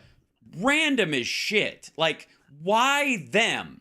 Why that? You know, and then you go back and you look at, you know, Syria's history of fucking, you can buy stamps with Hitler on them in Damascus, and you have been able to for 50 fucking years, and you're like, that didn't make you like tap the brakes. It's $20K. You're gonna go all in on that asshole for $20,000. It's very weird. He ultimately had to give it back when he was caught, and he lost the governor's race because of it. But then all of a sudden, here he is speaking at this rally like they fucking, you know, just opened the closet and went, what former progressive lefties that we used to like can we bring out and torment people with like, oh, I used to like that guy. What happened? I know I'm going to regret asking this, and we'll talk about it on Wednesday. But sure, what did he say? What did the boar say? Oh, he did jokes. He literally did a series of jokes, like well, he's not funny. You know, how could he do jokes? He's not funny. I didn't say. Well, a joke can be a joke whether it's funny or not. There are unfunny jokes. Joke is a descriptive, not a value-added statement. So granted, I will defer to the professional. Thank you. And they were also written on paper. He did a you know you're a redneck if. Kind of ripoff with you. You know you're a warmonger if was that the deal? Like, you know what you could get for the money we've given to Ukraine? A whole carton of eggs. You know what like that kind of shit. Like exactly. It's such a fucking was Mate there? Was Mate there? I didn't see his stuff up there. I think he's he still has gone back on his. He promised to debate me. Openly, publicly said, I will debate you. Let's go. I made a bunch and that was like a month ago. I had a bunch of people jumping my way, and then I started posting the NATO-Russia founding agreement in their threads, and it all just dried up. I don't know why, but all of them were like, yeah, they all wanted to take me on, and then I posted that, and they're like, oh, fuck, right, yeah. Well, I mean, it's Mate and Jackson Hinkle and all these. He was there. Hinkle was there. Was Hinkle was? I'm not surprised Hinkle was there. Yes, I don't know that he got a chance. Yeah. The thing that I feel about, and I hate giving these guys oxygen, but I will reference Hinkle for a minute. Right. Because I watched Hinkle and it made my blood boil because he's so wrong. He's just so inherently wrong. And I did the whole thing that I do with a lot of these guys. It's like, come on over and see. I did it with Lara Logan. You know, Lara Logan, who used to be a colleague of mine and who has lost her damn mind. And I've been trying to contact her, but she's off in La La Land. She will not be. But all of that ilk, I have repeatedly said to them, come and see. Just come here for not even a week. Come for a matter of days, and you will find that the society is not fertile ground for Nazism or for fertile ground for fascism. It could be, like all nation states could be, but right now, as it stands, they don't want fascism. They don't want Nazism. The people, the population. You can point to a group of people who might be nutter butters, who might be out of their head fascists. You can maybe talk to some guys who are traumatized by war and have these kind of extremist views, or they're just ugly, deplorable people. Every nation has them. Do we start bombing Saginaw because of the Proud Boys? We do not. Right. So I have this thing, and so when I get Hinkle used to really get under my skin. He used to bother me an awful lot. Because I know he has this base of support and he talks bullshit. We're not on the radio, I can swear. Lovely. Yeah, that's right. And so Hinkle used to really piss me off. Yeah. And then he at one point said, you know, it's my 23rd birthday. And I went, shit. Right. His brain's not even He's done a forming. He's a 23-year-old child. Yeah. He's never been anywhere. He's never been close to it's the old Goodwill Hunting. And I keep posting that every time, instead of like trying to combat Hinkle, now I've just got the link. I've got the link to the scene in the Goodwill Hunting. You know that scene in Goodwill Hunting where he goes, you really bothered me. You got under my skin. But then I came to a realization, and once I did, I went to bed and I slept. You know, I forgot all about you and I slept, because what I realized is you're just a kid. Yeah. You don't know what, you haven't got the foggiest thing about, you've never been near a war or, you know, been even close to the sound of a war. You don't know what the fuck. You can tell me what the Sistine Chapel looks like, but you don't know what it smells like unless you've been there. Guys like Hinkle, and Hinkle in particular, doesn't know what the fuck he's talking about because he's never been here. He's never also being rewarded. He's regularly and he's rewarded. Being rewarded. For That's right. Right. That's right. That's right. Yeah. So it's in his interest. Yes. But to never find out that he's been wrong. saying it. I've been saying this the entire war. I said it to. I made an address in one of my vlogs to Lara. I made it to Jimmy. I made it to now Hinkle. Right. Just come here. Yeah. Come here. Come here for 3 days. Yeah, come to the country for 3 days. days. Biden's old and senile. I'll buy you and a can't damn barely ticket. walk, and he can't speak, and you know how Biden can't finish a fucking sentence and all that. Yeah, he managed to fly all the way to Poland, be on a train for 10 hours, show up in Kyiv. He managed to get all the way to Kyiv. So can you, badass. Knock yourself the fuck out. Yeah, come on over, and then you tell me. Spend 72 hours in Ukraine, and you tell me. Now, mind you, you can find Nazis. If you really want to find Nazis, you can find Nazis.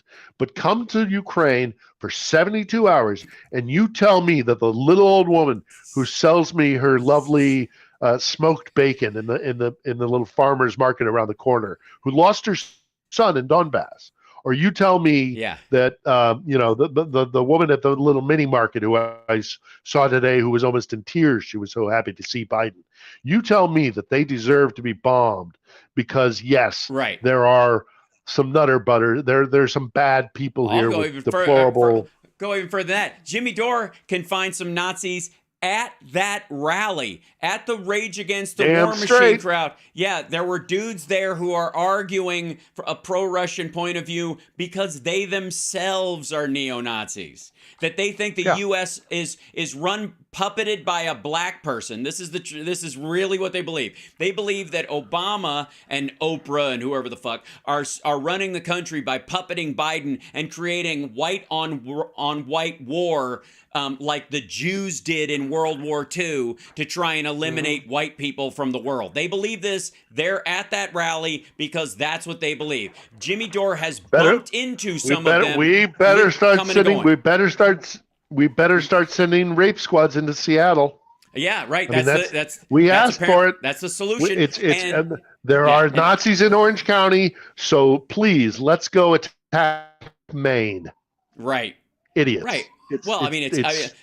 Jimmy's favorite other proxy war is us helping the Saudis destroy Yemen because we're attacking Yemen and that kind of stuff because we supported the Saudis against it. Meanwhile, the Houthi rebels that they're directly being struck, which the government of Yemen says are a violent force trying to take over their country as well, are in the streets last year before last, and I mean continually, but there's video of it, giving the Nazi salute in a giant mass gathering. Not like 10 of them, not a bunch of dudes with tiki torches, standing in the street in uniform, giving a Nazi salute, saying death to Jews, death to America. And certainly probably, and certainly done with the support of the government.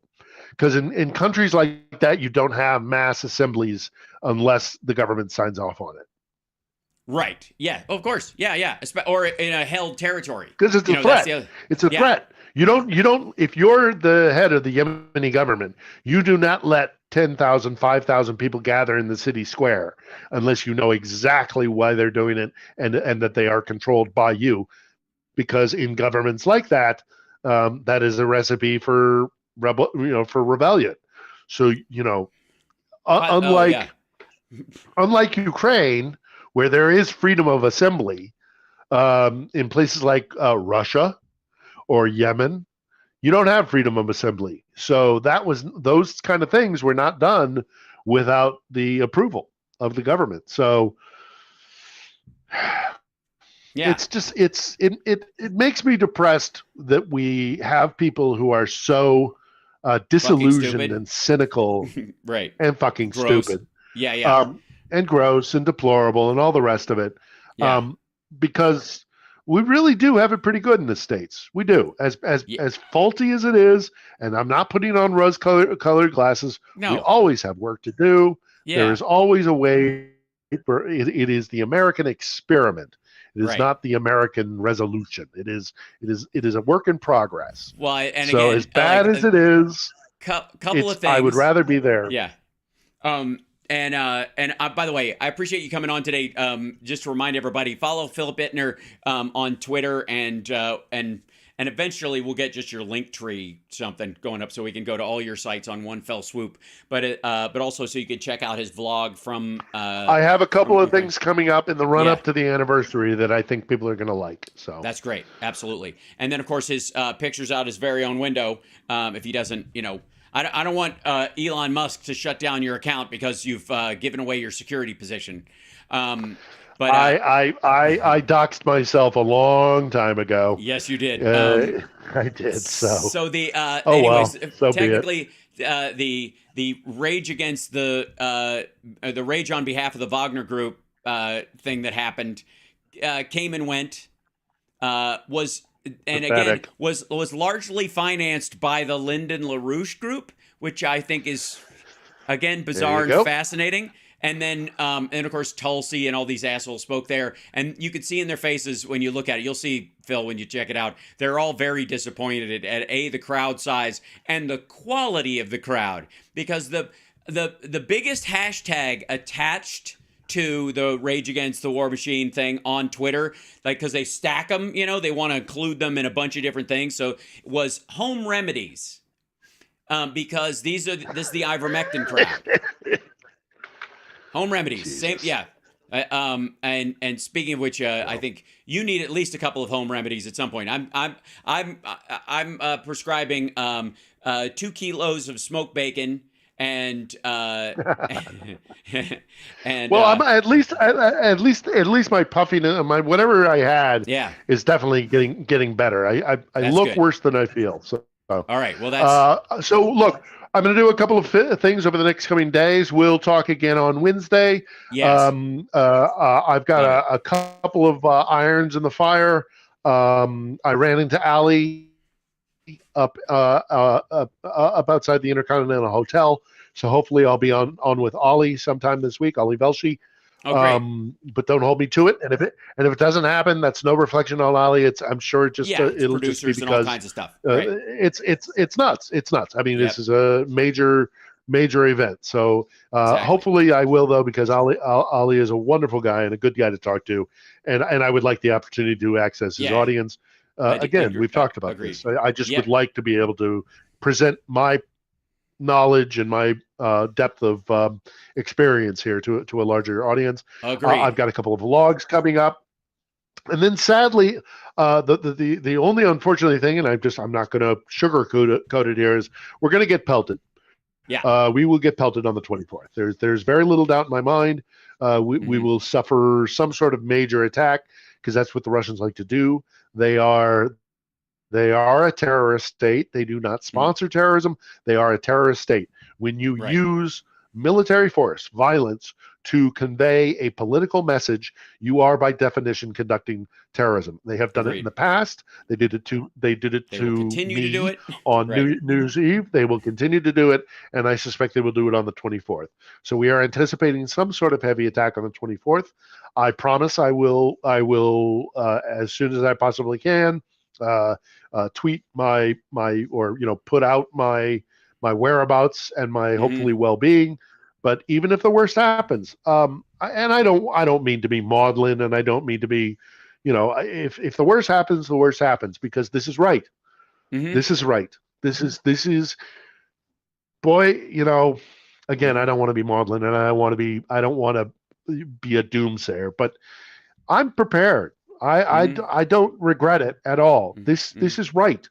These people deserve their independence, and if the best thing that I can do is talk to the audience and tell them why it is that it is so important that I'm willing to risk my life, and if I pay with my life, I don't want to. I'm not suicidal. I want to go do my documentary about the migratory patterns of the monarch butterfly in the Pacific Coast Highway. Is the old joke. I'm not looking for it. I'm not crazy. I'm not suicidal. But if it happens, it happens. I'm right where I'm supposed to be, because this is important. This is really important. This country has to be free. This country has to have self-determination. This country deserves it. This country doesn't deserve living under the yoke of Moscow, for sure.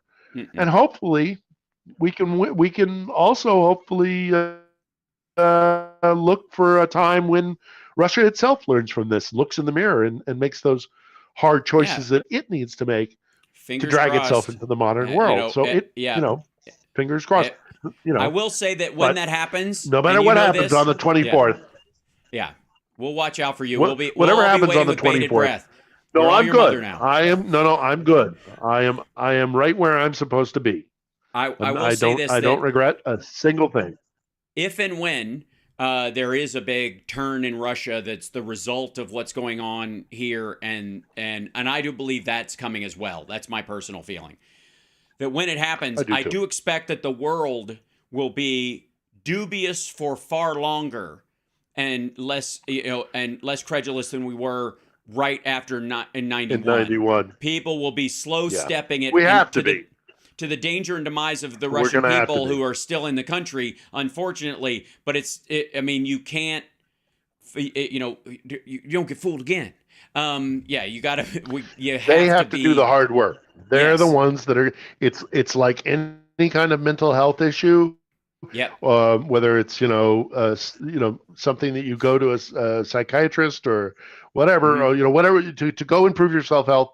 You have to do the hard work, and Russia's going to have to do the hard work, And it's not going to be, you're right, Hal, it can't be like 91.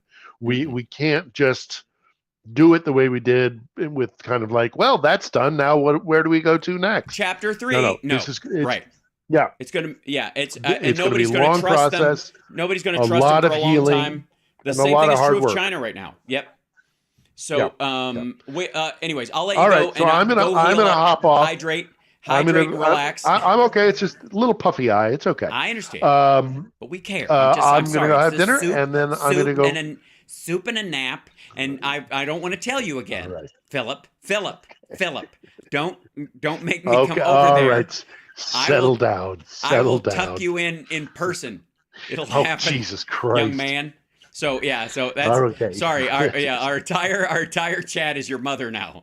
So anyways, Great. Love you, brother. Be safe, and I will talk to you on Wednesday. Okay. Talk to you on Wednesday, and we'll look for the 24th and the anniversary. Absolutely. Look for some vlogs that'll be coming. I put the vlog out today, and then we'll talk again on Saturday as well. That's right. Okay. Awesome. Okay. All right. Be well. Best of all. Thanks, brother. All right. Okay. Thanks. Cheers. See ya. Bye-bye. Bye. Off he goes. There he is.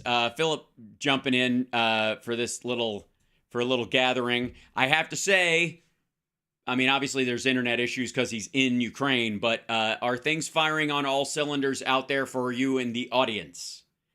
Audio's good, video's good, it's been consistent. Again, thanks Rob Glenn for nursing me through the process of dismantling and rebuilding. What a thing. What a business. The thing we've been doing the business. So let me know. And also, that's the Cash App, but I should get the Venmo thing up too. So anybody who wants to support, thank you for the super chats. Stacy, thank you. Lady Beatrice for the super chat. Thank you for the gifted subs. Auntie Sarah, thank you very much. Thanks, Christy. I don't want to miss it. Thank you, Carry On 57 for the bitses. Thanks, James. Again, thank you, Lady Beatrice. Oh, that's right. Trump must hate this. Biden has friends. Oh, yes, that is so abundantly true. They are the Trump misery machine is just, it's right now. It's so good. It's the laundromats. It's just so good. So yay, good. It's all solid. There we go. I have to scroll this forward. Yes, yay, excellent. Like the chat moves so fucking fast. Look at this. Look at you, lovely people. Look at this. Row. If I just reset it, it starts to go crazy. Goldstream, excellent. Video looks good. I don't look like washed out and kind of gray, which is nice. That's good. Yeah. And if you're in here, give a thumbs up. Or if you're on Facebook, do one of those little emoji things. That kind of stuff. Yes, regular show tonight, 3 o'clock. All's well. Everything like normal. I will see you guys this afternoon, 3 p.m. Pacific time for House Sparks Mega Worldwide. So much to cover. And I think we're going to have to go, like Rage Against the Door Machine and look at some of the speeches that were given at that fumfering bullshit that they did. They couldn't stop it. The machine, the establishment of deep state wanted to stop the anti-war protests, but they couldn't because they didn't actually try to stop it. They just said, okay, fine, yeah, like you got to pay for the permit, obviously, and clean up the park after you're done. Okay. The deep states, the deep state just kind of like shrugs off these things like, yeah, no. At a certain point, you have to go, all right, if the deep state kind of thing exists, like you're talking about, the establishment monstrosity, Pentaveret, Illuminati that runs everything, if they really do exist and they let you talk, maybe you're helping them? Maybe you're, I mean, how can you know what I mean? Like, at some point, you start thinking, if I was the Illuminati, I would want a jackass like David Icke writing about me all the time. Because, better some goofy fuck like that than somebody people might take seriously. Jimmy Dore is like Hal Sparks could be if Hal had no morals. Yeah, that's it. Pretty close. Yeah. Yeah, but also it's not enough to just not have any morals. He's kind of hateful. That's really what stands out to me. Like, there's a lot of just like spewy, aimless hatred. I mean, if you think I'm wrong, watch him talk about Bernie Sanders, for fuck's sake, for a couple minutes. Jesus, I mean, holy shit. Yeah. So, anyways, I love you guys. I will see you this afternoon. I'm going to go do my thing. Take care of yourself and take care of somebody else. And I will see you at 3 my time. Don't be late. And also, like, thumbs up, subscribe. Patreon.com/Hal Sparks. If you like the show and you want it to keep going, jump right in. Come on now. And love to the mods. Absolutely. Thank you to our mods. They're the ones with the extra special text. And the little, like... In Twitch, they have a little like warning next to them that lets you know that they can, if you're, you know, I mean, we don't really kick trolls out because, you know, just the violent, like vociferously bigoted ones, the ones that can't not use bad language, you know, racial epithets and the like. But other than that, thanks for watching. Thanks for your eyeballs, trolls. You helped me in the algorithm the way no one else could. But until next time, yeah.